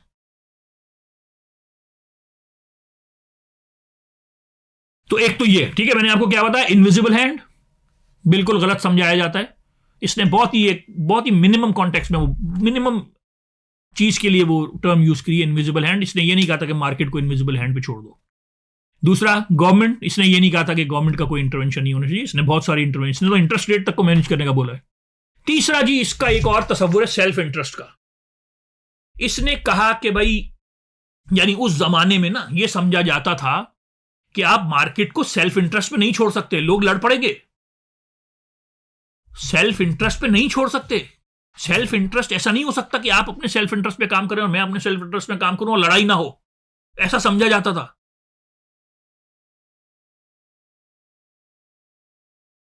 इसने कहा नहीं, और सेल्फ इंटरेस्ट को बुरा भी समझा जाता था कि यार तुम अपनी सोच रहे हो, तुमको पब्लिक की सोचना चाहिए। इसने कहा जो जो ये जुमला बोलता है ना कि मैं पब्लिक के लिए काम कर रहा हूं, वो झूठ बोल रहा है। इसने कहा यह नेचुरल है कि आप सेल्फ इंटरेस्ट में काम करें। जरूरी नहीं है कि हर पूरी की पूरी इकोनॉमी को प्लान किया जाए। इसने कहा नहीं, चीजें खुद ही शेप अप हो जाती हैं। आप अपने सेल्फ इंटरेस्ट में काम करो, मैं अपने सेल्फ इंटरेस्ट में काम करूंगा, पब्लिक इंटरेस्ट खुद टेक केयर हो जाएगा। इसने कहा जरूरी नहीं है कि आप ऑल्ट्रिस्टिक सिस्टम्स बनाएं, यानी कि ऑल्ट्रिस्टिक सिस्टम्स यानी कि बिल्कुल सेल्फलेस किस्म के, वो जो लंगर, लोगों के लिए लंगर खोल रहे हैं और दूसरों के काम आना। उसने कहा नहीं भाई, आप अपने काम करो, मैं अपना काम करूंगा और सबका बेनिफिट हो जाएगा। इसने तो बहुत जगहों पे चैरिटी के खिलाफ लिखा कि आप क्यों फकीर बना रहे हो लोगों को। ये उस जमाने में बहुत काउंटर इंट्यूटिव आइडिया था कि यार सब अपना अपना, हाँ इसने कहा सब अपना अपना करो, कोई मसला नहीं है, पब्लिक इंटरेस्ट खुद ही टेक केयर हो जाएगा। ये बहुत ग्राउंड ब्रेकिंग आइडिया था उस जमाने का। क्रिश्चियन व्यू क्या था कि altruism and benevolence should be the driving force of the society. Benevolence, altruism, दूसरों के काम आना आपकी ड्राइविंग फोर्स होनी चाहिए। इसने कहा नहीं, आपकी ड्राइविंग फोर्स सेल्फ इंटरेस्ट होना चाहिए। उस जमाने में ना सेल्फ इंटरेस्ट को बुरा समझा जाता था। इसने कहा नहीं भाई, अपने पैशंस को, अपने इंटरेस्ट को दबाओ नहीं। जब मैं किसी गोश्त वाले से गोश्त खरीदता हूं, जरूरी नहीं कि मुझे उससे प्यार हो या जरूरी नहीं कि मुझे उससे नफरत हो। हम दोनों इंसान हैं, हम दोनों एक अपने अपने सेल्फ इंटरेस्ट में काम करेंगे और एक दूसरे का ख्याल भी रखेंगे, काम आगे बढ़ेगा। ना एक दूसरे पर रहम खाएं, ना तरस खाएं, ना प्यार करें, ना नफरत करें, भाई इकोनॉमिक्स करें।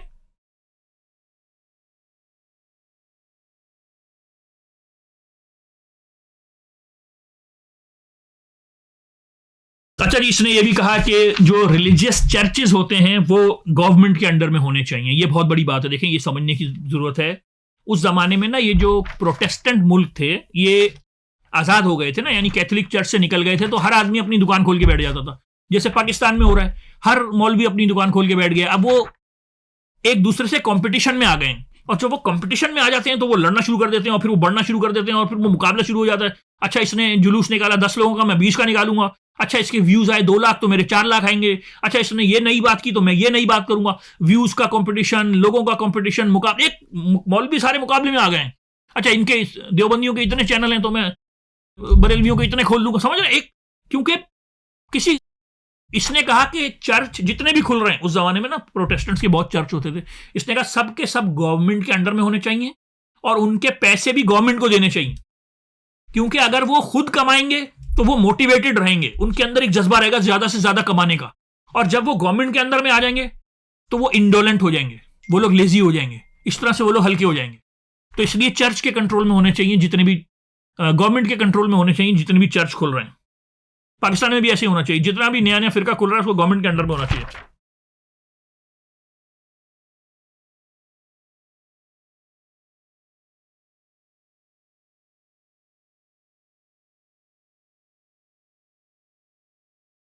और इसने ये भी कहा कि यार through out history through out much of human history हम लोगों ने सेल्फ इंटरेस्ट में काम किया ही नहीं। गवर्नमेंट्स हमेशा रिस्ट्रिक्शंस लगाती रही, ये नहीं होगा, यूं नहीं होगा, वो नहीं होगा। तो इसीलिए 1000 साल जो थे यूरोप के जाया हो गए डार्क एजेस में, लोगों का नुकसान हुआ। अच्छा जी, फिजियोक्रेट्स के खिलाफ भी इसने लिखा। वहां पर एक तबका ऐसा था जो समझता था कि सिर्फ लैंड है वेल्थ का जो सोर्स है वो लैंड है, क्योंकि जब आप लेबर करते हैं तो लैंड भी आपके साथ लेबर करता है एग्रीकल्चर में, और वेल्थ का सारा पैमाना जो है वो लैंड है। इसने कहा नहीं, वेल्थ आएगी कमर्शियल सिस्टम से। इसने कहा ना मर्केंटाइल सिस्टम से आएगी ना एग्रीकल्चर से आएगी। अगर वेल्थ ने आना है तो वो मर्केंटाइल सिस्टम से आएगी। देखिए, ये जब काम शुरू कर रहा था ना एडम स्मिथ, उस वक्त इंडस्ट्रियल रेवोल्यूशन का नया नया था, अभी शुरू हुआ था इंडस्ट्रियल रेवोल्यूशन, स्टीम इंजन बनना शुरू हुआ था अभी। ये बात सच है कि एडम स्मिथ बुरी तरह से नाकाम हुआ इंडस्ट्रियल रेवोल्यूशन को फोरकास्ट करने में। ये जो इंडस्ट्रियल रेवोल्यूशन जो उसके बाद आई दुनिया में, ये उसको फोरकास्ट नहीं कर सका। आज जिस साइज की कॉरपोरेशंस हैं दुनिया में, ये उसको प्रिडिक्ट नहीं कर सका। आज जो वर्ड हम कैपिटलिज्म यूज करते हैं, ये कभी भी उसको सपोर्ट नहीं करता, लेकिन ये उसको प्रिडिक्ट भी नहीं कर सका। ये समझा था कि प्रॉफिट्स नीचे जाएंगे, प्रॉफिट्स नीचे नहीं गए। तो इंडस्ट्रियल रेवोल्यूशन को प्रिडिक्ट करने में ये नाकाम रहा। उस जमाने में बहुत छोटी छोटी सी फैक्ट्रीज होती थी जो उसने देखी नहीं, ये प्रिडिक्ट नहीं कर सका इंडस्ट्रियल रेवोल्यूशन को, ये बात सच है। लेकिन इसने ये कहा कि मर्केंटाइल सिस्टम भी गलत है और फिजियोक्रेसी भी गलत है, यानी एग्रीकल्चर ही सारा वैल्यू है, सारी वेल्थ का जो सोर्स है वो एग्रीकल्चर है। इसने कहा नहीं, अगर आपको नेक्स्ट आने वाले वक्तों में पैसे कमाने हैं, वेल्दी होना है, एक ऐसा सिस्टम बनाना है जहां में कोई गरीब ना हो, जहां कोई डिपेंडेंट ना हो, फकीर ना हो, तो आपको कमर्शियल सिस्टम में एंटर होना चाहिए। और इसने कमर्शियल सिस्टम के लिए बहुत सारे सपोर्टिव आर्ग्यूमेंट्स दिए अपनी बुक में। अच्छा जी, जैसा मैंने आपको बताया, उस जमाने में अभी कमर्शियल सोसाइटीज बनना नई नई शुरू हुई थी, नए नए पैसे आना शुरू हुए थे। पिछले जमानों में जिन चीजों को लग्जरी समझा जाता था, गरीबों तक वो चीजें पहुंचना शुरू हुई थी। चाय को एक लग्जरी समझा जाता था गरीब लोगों तक। ये मैं स्कॉटलैंड और इंग्लैंड की बात कर रहा हूं। तो इनलाइटनमेंट के दौर में जब लोगों ने सोचा कि हम अपना दिमाग इस्तेमाल कर सकते हैं, हम अपना दिमाग इस्तेमाल करके अच्छे फैसले कर सकते हैं, हम कॉमर्स की तरफ बढ़ सकते हैं। ये जो एक कॉमर्स को बुरा समझना, प्रॉफिट को बुरा समझना, बिजनेस को बुरा समझना, ये नशा जब टूटा इंसानों का, तो कॉमर्स की तरफ बढ़ना शुरू हुए। तो ये देखा एडम स्मिथ ने अपने आसपास के, यार ये तो दौलत बढ़ रही है। और फिर स्कॉटलैंड ने इंग्लैंड के साथ अनेक्स भी हो गया था, तो उससे भी स्कॉटलैंड की मार्केट्स को और फायदा हुआ। स्कॉटलैंड के जो पोर्ट्स थे वहां पर शिप्स आना शुरू हुए। तो इसने अपने अराउंड में बहुत लोगों को वेल्दी होते देखा। इसने देखा कि पहले 20 साल पहले जो गुर्बत थी वो खत्म हो रही है। और स्कॉटलैंड में छोटा सा मुल्क है, लेकिन 5 यूनिवर्सिटीज थी। लोग इंग्लैंड से पढ़ने के लिए स्कॉटलैंड आया करते थे। 5 बड़ी यूनिवर्सिटीज थी। अरस्तु का जोर टूट रहा था, न्यूटन का जोर बढ़ रहा था, डेकार्ट को पढ़ाया जा रहा था। वो एक एनलाइटनमेंट का जो दौर था, बहुत सारी चीजें जो लोग जिंदगी में एक दफा खरीदते थे वो खरीदना शुरू हुए। तो इस बुक में इसने कमर्शियल सोसाइटीज बनाने की तरफ जोर देने के लिए बहुत सारे आर्ग्यूमेंट्स दिए हैं। इसने कहा कि भाई कमर्शियल सोसाइटीज जो हैं ये बहुत अच्छी होती हैं, ये इंसानों में सेल्फ कंट्रोल डेवलप करती हैं, ये इंसानों को पैसे बचाने की आदत डालती हैं, ये इंसानों को इन्वेस्ट करने की आदत डालती हैं। जब इंसान फाइनेंशियली अच्छा होता है, जब सोसाइटीज फाइनेंशियली अच्छी होती हैं, तो वो उनमें वर्च्यूज भी अच्छे हो जाते हैं। इसने कहा कि जो कमर्शियल सोसाइटीज होती हैं, compare to state of nature, commercial societies में इनइक्वालिटीज होती हैं, लेकिन जो सबसे कमजोर आदमी होता है कमर्शियल सोसाइटी का, वो भी स्टेट ऑफ नेचर के बादशाह से ज्यादा अच्छी जिंदगी गुजार रहा होता है। ये आर्ग्यूमेंट जॉन रॉल्स ने भी दिया था, अगर आपने पढ़ा उसको। ये क्या कह रहा है? ठीक है, कमर्शियल सोसाइटीज में इनइक्वालिटीज होती हैं, लेकिन यानी ऑपुलेंस इतनी बढ़ जाती है कि जो गरीब इंसान भी होगा कमर्शियल सोसाइटी का, वो भी एक स्टेट ऑफ नेचर के आदमी से या बहुत ही प्रिमिटिव हंटर गैदरिंग टाइप के आदमी से, उसके बादशाह से बेहतर होगा। इस स्टेट ऑफ नेचर में बादशाह जो होगा वो कमर्शियल सोसाइटी के गरीब आदमी से भी कमतर होगा। इसने कहा कि कमर्शियल बिहेवियर इंसानों में सिविल बिहेवियर पैदा करता है। दौलत इंसानों को बुरे काम नहीं सिखाती, दौलत इंसानों को अच्छे काम सिखाती है। दौलत आपको आजाद करती है। आपके जो लैंडलॉर्ड, जो एग्रीकल्चर लॉर्ड, जो सर्फ बनाकर इंसानों को 1000 साल गुलाम बनाया, या चर्च ने गुलाम बनाया, उससे आजाद करती है। आप कमर्शियल सोसाइटी में आपकी आजादी है कि आपको किसके साथ काम करना है, किसके साथ नहीं करना, अपना लेबर कहां लेके जाना है, किसको बेचना है, कितने में बेचना है, यह आपको आजादी मिलती है कमर्शियल सोसाइटी में। एग्रीकल्चरल सोसाइटी में यह आजादी नहीं थी, आप गुलाम थे अपने लैंडलॉर्ड के। यानी मार्क्स ने इस पे काफी अरे भाई, मैं स्मिथ पर वीडियो इसलिए बना रहा हूं क्योंकि लोग मुझे मार्क्स पे वीडियो बनाने का बहुत बोलते हैं। तो भाई मार्क्स पे कैसे जाएंगे? कार्ल मार्क्स पर एडम स्मिथ से पहले तो नहीं जा सकते ना। एडम स्मिथ है, रिकार्डो है, माल्थूस है, स्टेप्स है ना यार, डायरेक्ट तो नहीं कार्ल मार्क्स पे पहुंच सकते। आपने एडम स्मिथ को नहीं पढ़ा? जैसे ये एडम स्मिथ की बुक है ना, ये जो इसके फिलोसॉफिकल मैन्यूस्क्रिप्ट्स हैं, एक एक पैराग्राफ, एडम स्मिथ के एक एक पैराग्राफ को उठ के इसने उस पर क्रिटिसाइज किया है। तो जब तक यही नहीं पढ़ी होगी तो एडम कार्ल मार्क्स को कैसे पढ़ेंगे? तो इसने, कार्ल मार्क्स ने कहा कि नहीं कोई आजादी नहीं मिलती, झूठ बोल रहे हैं, पहले आप एग्रीकल्चरल लैंडलॉर्ड के गुलाम थे, अब आप मार्केट के गुलाम हैं। और मर्केटाइल सिस्टम जो है वो सिर्फ कैपिटल प्रोवाइडर्स का फायदा करता है। खैर ये एक अलग बात है। तो कहने का बात यह है कि एडम स्मिथ ने कहा कमर्शियल सोसाइटी आपको आज़ादी देती है, आपको डिग्निटी देती है, आपको सिविलाइज बनाती हैं, वर्च्यूज आपके बढ़ाती हैं।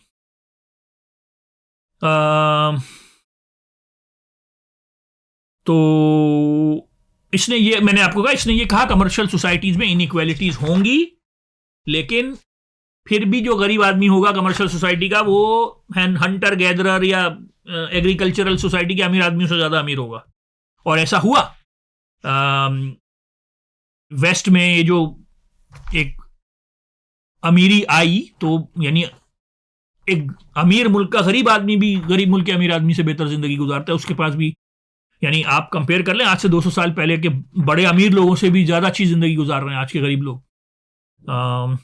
हाँ, अब जो इनकम यानी इनइक्वालिटी हो गई है अमीर में और गरीब में, कि 1% आदमी के पास दुनिया के मेरा ख्याल है 3-4% लोगों के पास दुनिया की 80% वेल्थ है। इस तरह की इनइक्वालिटी को इसने सपोर्ट नहीं किया, ना ये प्रिडिक्ट कर सका। और आज होता तो ये उसके खिलाफ बोलता, आजकल के कैपिटलिज्म के ये खिलाफ बोलता। ये नोम चॉम्स्की ने लिखा है अपनी एक बुक में कि आज जो कैपिटलिज्म है, एडम स्मिथ के दिमाग में ये कैपिटलिज्म नहीं था, ना वो इसको सपोर्ट करता।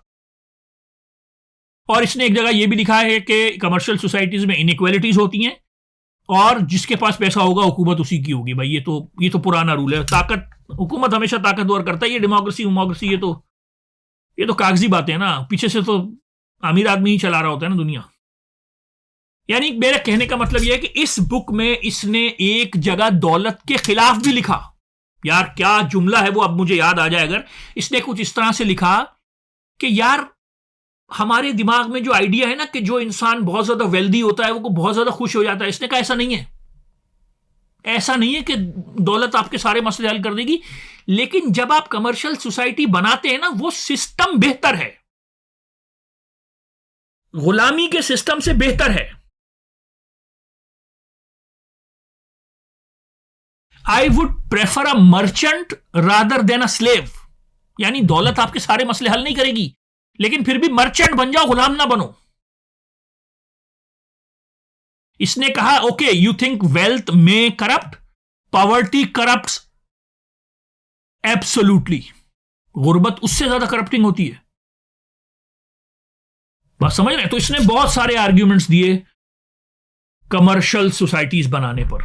और इसने इसका जो फॉर्मूला है वो दो चीजों पे डिपेंड करता है। एक तो एक्सचेंज है। इसने कहा यार इंसानों में एक खास बात है कि हम एक दूसरे से चीजें एक्सचेंज करते हैं। यार मेरे पास ये है, तुम्हारे पास ये है, लाओ तुम मुझे ये दे दो, मैं तुम्हें ये दे दूं। कह रहा है ये जानवरों में नहीं है। जानवर एक दूसरे से एक्सचेंज नहीं करते, या प्रिमिटिव सोसाइटीज में लोग इस तरह से चीजें एक्सचेंज नहीं करते जिस तरह से कमर्शियल सोसाइटी में इंसान एक दूसरे से ट्रेड, बार्टर एंड एक्सचेंज करता है। ये इंसानों के अंदर ये एक यूनिक क्वालिटी है जो और किसी जानवर में नहीं है। It's a uniquely human propensity. He was in love with this ability of Mankind, कि इंसान के अंदर ये जो क्वालिटी है एक दूसरे से चीजें एक्सचेंज करने की। और उसने ये बोला कि ये बहुत स्लोली, ग्रेजुअली और अनइंटेंशनली डेवलप हुई है हमारे अंदर।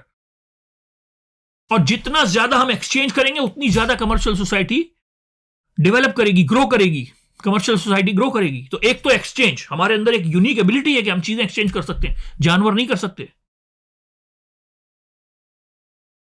दूसरा आर्ग्यूमेंट इसने कमर्शियल सोसाइटी को तरक्की देने का दिया, वो डिवीजन ऑफ लेबर है। उसका पहला मतलब इस बुक के पहले चैप्टर में इसने वो सारा फॉर्मूला लिख दिया कि जी डिवीजन ऑफ लेबर, यानी कि डिवीजन ऑफ लेबर से मुराद ये है कि भाई फैक्ट्री में अगर आप काम करते हैं तो अपने टास्क को तोड़ लीजिए। अगर इसने पिन फैक्ट्री की मिसाल दी कि अगर पिन फैक्ट्री में एक ही वर्कर अलिफ से लेके ये तक सारा काम करेगा, ए से लेके जेड तक सारा काम करेगा, तो वो बहुत कम पिन्स बनाएगा। लेकिन यही टास्क को तोड़ दिया जाए डिफरेंट इंप्लॉइज में कि तुम सिर्फ लोहा लेकर आओगे, तुम सिर्फ काटोगे, तुम सिर्फ छीलोगे, तुम सिर्फ मोड़ोगे, तुम सिर्फ पैक करोगे। अगर आप अपनी टास्क को डिवाइड कर लेंगे तो उससे आपकी प्रोडक्शन बढ़ जाएगी। अब इसने जो मिसाल दी वो मेरे ख्याल बहुत लंबी खींच दी। इसने कहा अगर एक आदमी सब कुछ करेगा बगैर किसी डिवीजन ऑफ लेबर के तो एक दिन में 20 पिन्स बनाएगा। पिन्स जो सेफ्टी पिन्स होती है ना, एक दिन में 20। ये जिस जमाने में काम कर रहा था उस जमाने में फोर्ड की असेंबली लाइन तो नहीं आई थी ना, फैक्ट्रियां छोटी छोटी सी होती नहीं। तो इसने कहा हालांकि ये डिवीजन ऑफ लेबर सही नहीं है, ये सिर्फ 10 है, इस फैक्ट्री में 18 डिवीजन ऑफ लेबर होनी चाहिए थी, लेकिन चलो 10 भी कर रहे हैं, खैर है। तो एक आदमी अगर बनाता शुरू से लेकर एंड तक तो वो बनाता 20 पिन्स एक दिन में। अब ये 10 इंप्लॉइज मिलकर बना रहे हैं, डिवीजन ऑफ लेबर है, तो ये एक दिन में 4800 पर पर्सन बना रहे हैं। कहां 20, कहां तकरीबन 5000, कहां 200, कहां 50,000। इतना बड़ा इसने, खैर नंबर तो मेरे ख्याल लंबा ही फेंक दिया, लेकिन डिवीजन ऑफ लेबर से फायदे तो होते हैं, इसमें कोई शक नहीं है। इसने बताया डिवीजन ऑफ लेबर से जब एक इंसान छोटी सी टास्क कर रहा होगा ना पूरे दिन, तो फिर वो क्रिएटिव आइडिया सोचेगा इसको और कैसे आसान कर लूं। तो इसने कहा डिवीजन ऑफ लेबर से ना सिर्फ प्रोडक्शन बढ़ती है, और प्रोडक्शन आपकी वेल्थ है, प्रोडक्शन आपकी वेल्थ है, मैंने आपको शुरू में बताया था। तो डिवीजन ऑफ लेबर से प्रोडक्शन बढ़ती है, और डिवीजन ऑफ लेबर से इंसान क्योंकि एक ही टास्क कर रहा होता है तो क्रिएटिव हो जाता है, टेक्नोलॉजी भी बढ़ती है। लेकिन यह बात जो हमें कोई नहीं बताता, जो 500 पेजेस के बाद जाके इसने लिखी, वो इसने लिखी कि डिवीजन ऑफ लेबर से इंसान स्टूपिड हो जाते हैं, इंसान इग्नोरेंट हो जाते हैं। इसने कहा आप जो काम कर रहे होते हैं उससे आपकी पर्सनैलिटी पे असर पड़ता है। अगर आप सिर्फ यहां से लेके यहां तक जो फोर्ड की असेंबली लाइन है, अगर आपने वो फिल्म देखी हो चार्ली चैपलिन की मॉडर्न टाइम्स, फैक्ट्री वर्कर यही तो दिखाया ना कि ऊपर चप्पलें खा रहा है अपनी। यानी जब आप एक पूरे दिन एक छोटी सी टास्क करते रहेंगे बार बार तो आप इग्नोरेंट हो जाएंगे, आप स्टूपिड हो जाएंगे। तो इसने कहा उसका इलाज यह है कि गवर्नमेंट को चाहिए कि वो स्कूलिंग सिस्टम इंट्रोड्यूस करे, लोगों को एजुकेट करे। यार 17वीं 18वीं सदी में एजुकेशन की बात कर रहा है, जिस जमाने में जो माइंस में काम करते थे ना उन लोगों को गार्बेज समझा जाता था, गार्बेज। आप गूगल करें 18वीं सदी 19वीं सदी के माइन वर्कर्स की तस्वीरें, कैसे केज में डाल के उनको नीचे डाला जाता था, कुत्ते से ज्यादा बुरी जिंदगी थी उन बेचारों की। ये उनको एजुकेट करने की बात कर रहा है 18वीं सदी में। तो ये हमें कोई नहीं बताता कि इसने डिवीजन ऑफ लेबर के नुकसानात भी बताएं। हम तो समझते थे कि सिर्फ कार्ल मार्क्स ने डिवीजन ऑफ लेबर की बात की है और एलियनेशन की और ये सब भाई इसने भी लिखा है। हाँ जी, तो ये डिवीजन ऑफ लेबर से इसको प्यार था, ये समझता था कि इंसान और जानवर में फर्क ही डिवीजन ऑफ लेबर का है। इंसान अपनी टास्क्स को डिफरेंट इंसानों में डिवाइड करके कॉन्कर कर सकता है, जबकि जानवर अपना पूरा काम खुद करता है। तो डिवीजन ऑफ लेबर से बहुत ज्यादा प्रोडक्टिविटी बढ़ जाती है, और डिवीजन ऑफ लेबर इंसान और जानवर में फर्क है, जानवर डिवीजन ऑफ लेबर नहीं कर सकते। तो ये डिवीजन ऑफ लेबर का आइडिया इसका बहुत बड़ा था। रूसो को अगर आपने पढ़ा हो, रूसो डिवीजन ऑफ लेबर से नफरत करता था। वो समझता था कि जिस दिन इंसान ने डिवीजन ऑफ लेबर शुरू किया कि इतना यहां तक मैं करता हूं, यहां से यहां तक तुम कर दो, तो उस दिन इंसान दूसरे इंसान पे डिपेंडेंट हो गया। तो डिवीजन ऑफ लेबर इसका बहुत बड़ा एक कॉन्सेप्ट है इस बुक में। अच्छा जी, इसकी जो प्राइस थ्योरी है कि किसी भी चीज की रियल प्राइस क्या है, नेचुरल प्राइस क्या है, जिसको लेबर थ्योरी ऑफ वैल्यू भी बोलते हैं, इसकी जो थ्योरी है कि किसी भी चीज की रियल प्राइस क्या है, यह कहता है कि किसी भी चीज की जो रियल प्राइस है वो है लेबर, यानी उस पर कितनी लेबर लगी है। देखिए पुराने जमाने में ना एक कॉन्सेप्ट होता था जस्ट प्राइस, फेयर प्राइस। इसने कहा भाई जस्ट और फेयर इन चक्करों में नहीं पड़ो, वो कि नहीं नहीं नहीं बहुत ज्यादा प्रॉफिट नहीं ले सकते, बहुत ज्यादा यूं नहीं हो। इसने कहा नहीं, जस्ट प्राइस कुछ नहीं होती, एक रियल प्राइस होती है। और वो रियल प्राइस क्या है? किसी भी चीज की रियल प्राइस है लेबर। यानी कितनी बड़ी बात है, ये लेबर को बीच में ले आया, लेबर को सेंटर ऑफ इकोनॉमिक्स बना दिया इसने। किसी भी चीज की वैल्यू है कि उस पर कितना लेबर लगा है।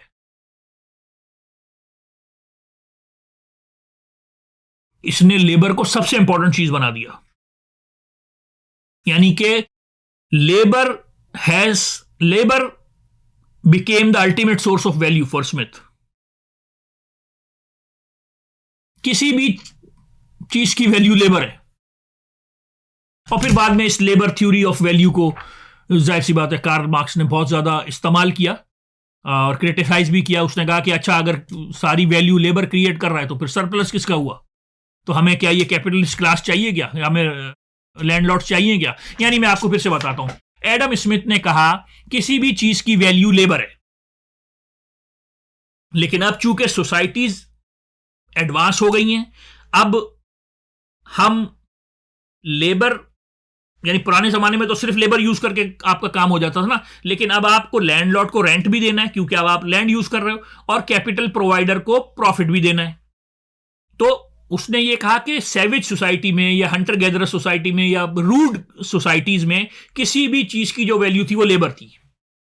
लेकिन अब चूंकि सोसाइटीज एडवांस हो गई हैं, अब किसी भी, पुराने जमाने में किसी भी चीज की वैल्यू लेबर थी, लेकिन अब चूंकि सोसाइटीज एडवांस हो गई हैं, अब किसी भी चीज की value labour plus land rent plus capital इसका प्रॉफिट। और इसने ये कहा कि जो प्रॉफिट है it belongs to the capital provider, क्योंकि उसने रिस्क लिया है, उसने कैपिटल प्रोवाइड किया है, उसने प्लान किया है। There is nothing wrong in profit belonging to the capital provider. दोबारा से बताता हूं, इसने कहा रूड स्टेट में किसी भी चीज की वैल्यू लेबर है। यह बहुत बड़ी बात थी कि ये लेबर को बीच में ले आया, लेकिन अब हम रूड स्टेट में नहीं रहते, अब एडवांस सोसाइटी है, तो अब किसी भी चीज की वैल्यू लेबर प्लस लैंडलॉर्ड का रेंट प्लस कैपिटल प्रोवाइडर का प्रॉफिट। ठीक है, तो इसको लेबर थ्योरी ऑफ वैल्यू बोलते हैं। इसको कार्ल मार्क्स ने बहुत यूज किया। उसने कहा अगर सारी वैल्यू ही लेबर क्रिएट कर रहा है तो हमें बाकी दोनों क्लासेस चाहिए क्या? कैपिटल प्रोवाइडर और लैंडलॉर्ड, वो हमें चाहिए नहीं। सारी वैल्यू तो लेबर क्रिएट कर रहा है, तो ये तो आप लेबर को एक्सप्लॉइट कर रहे हो, उसको उसकी वैल्यू का हिस्सा नहीं दे रहे हो। वो कार्ल मार्क्स को डिस्कस करेंगे जब उसको डिस्कस करेंगे, लेकिन ये भी अपनी जात में एक बहुत बड़ा स्टेप फॉरवर्ड था। इसने कहा कि किसी भी चीज की वैल्यू लेबर है, लेबर को सेंटर में ले आया।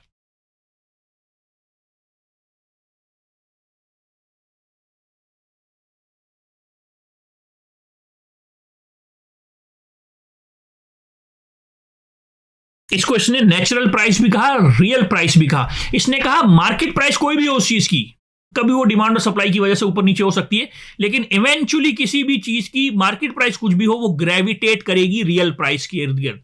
रियल प्राइस क्या है? रियल वैल्यू क्या है? लेबर। तो इसकी जो, यानी ये जो रियल प्राइस की थ्योरी है, इसको आजकल के इकोनॉमिस्ट नहीं मानते। किसी भी चीज की प्राइस में बहुत सारे एलिमेंट्स होते हैं, डिमांड होती है, सप्लाई होती है, यानी कि वो उसकी यानी सब्जेक्टिव असेसमेंट होती है इंडिविजुअल की, यूजफुलनेस उस चीज की। तो इसकी ये जो रियल प्राइस की थ्योरी है, ये आजकल की इकोनॉमिक्स में एक्सेप्ट नहीं होती। आजकल प्राइसिंग ऐसे नहीं होती कि वैल्यू इस तरह से डिटरमाइन नहीं होती। वैल्यू के लिए और बहुत सारे फैक्टर्स हैं जिनको कंसिडर किया जाता है। लेकिन इसने जब अपनी रियल प्राइस की थ्योरी दी थी तो इसने ये कहा था किसी भी चीज की वैल्यू लेबर है, और ये एक बहुत बड़ा स्टेप फॉरवर्ड था।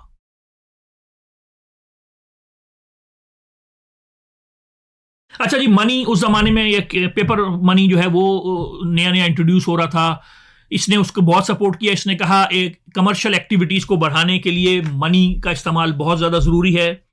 इसने बैंकिंग को बहुत सपोर्ट किया। इसने कहा कि बैंकिंग रेगुलेशंस होनी चाहिए, लेकिन बैंकिंग भी कमर्शियल एक्टिविटीज को सपोर्ट कर सकती है, यानी कि करेंसी वेल्थ ऑफ नेशंस को बढ़ा सकती है, बैंकिंग वेल्थ ऑफ नेशंस को बढ़ा सकती है।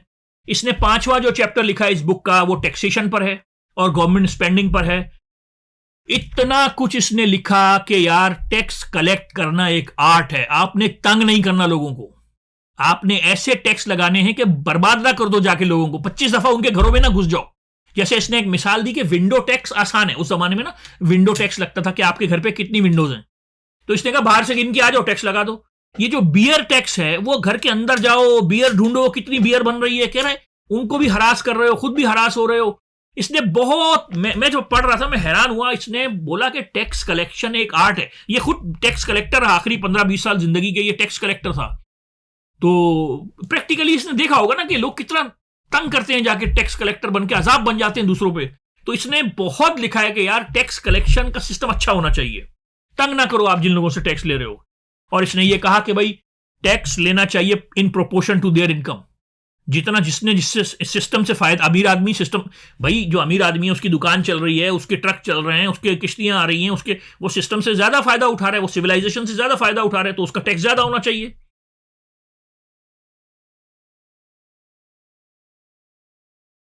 लेकिन इसने ये कहा कि टैक्स कलेक्शन का सिस्टम जितना ज्यादा स्मूथ बनाया जाए उतना बेहतर है।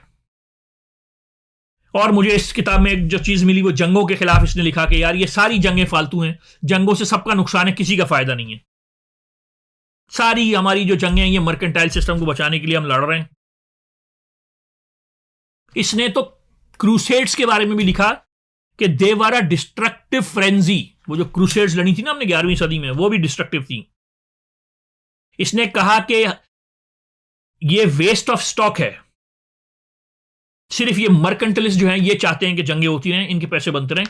इसने ये कहा कि एक वजह जंगों की ये भी है क्योंकि अब गवर्नमेंट्स जो हैं वो बैंकों से लोन ले लेती हैं और फिर जंगों को फाइनेंस कर लेती हैं।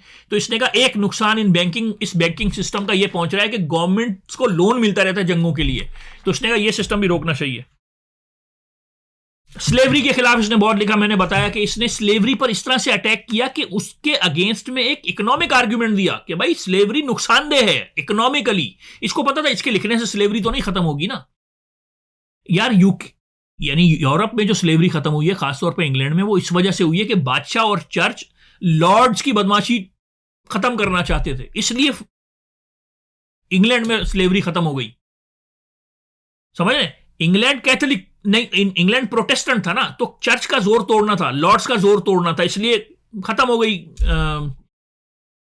स्लेवरी। फ्रांस कैथोलिक था, चर्च का जोर तोड़ना ही नहीं था। समझ रहे हैं? तो इंग्लैंड में इसलिए स्लेवरी खत्म हो गई क्योंकि चर्च का जोर तोड़ना था, सेंट्रल गवर्नमेंट को स्ट्रांग करना था, लॉर्ड्स का जोर कम करना था। फ्रांस में पार्लियामेंट नहीं था ना, पता है ना, आखिरी दम तक नहीं था फ्रांस में पार्लियामेंट। इंग्लैंड में सेंट्रल गवर्नमेंट स्ट्रांग हो गई थी, इसलिए इन्होंने स्लेवरी को खत्म किया, क्योंकि सेंट्रल गवर्नमेंट ऑल स्ट्रांग होगी जब लॉर्ड्स वीक होंगे। तो इसने बहुत स्ट्रांग आर्ग्यूमेंट्स दिए स्लेवरी के खिलाफ कि भाई स्लेव कभी भी इंप्रूव नहीं करेगा, वो मजबूरी में काम कर रहा है, वो मोटिवेटेड ही नहीं है। और इसने ये हर किस्म की रेशल यानी उस जमाने में कालों को छोटा समझा जाता था। और उस जमाने में क्या यार, कौन सा फलसफी है? कांट ने भी लिखा है कि गोरे ज्यादा होशियार होते हैं, उनमें अकल ज्यादा होती है। हेगल ने भी लिखा है, और ये इसने 1776 में लिखा है। इसने कहा नहीं, किसी किस्म की रेशल सुपीरियोरिटी नहीं है गोरों को कालों पर।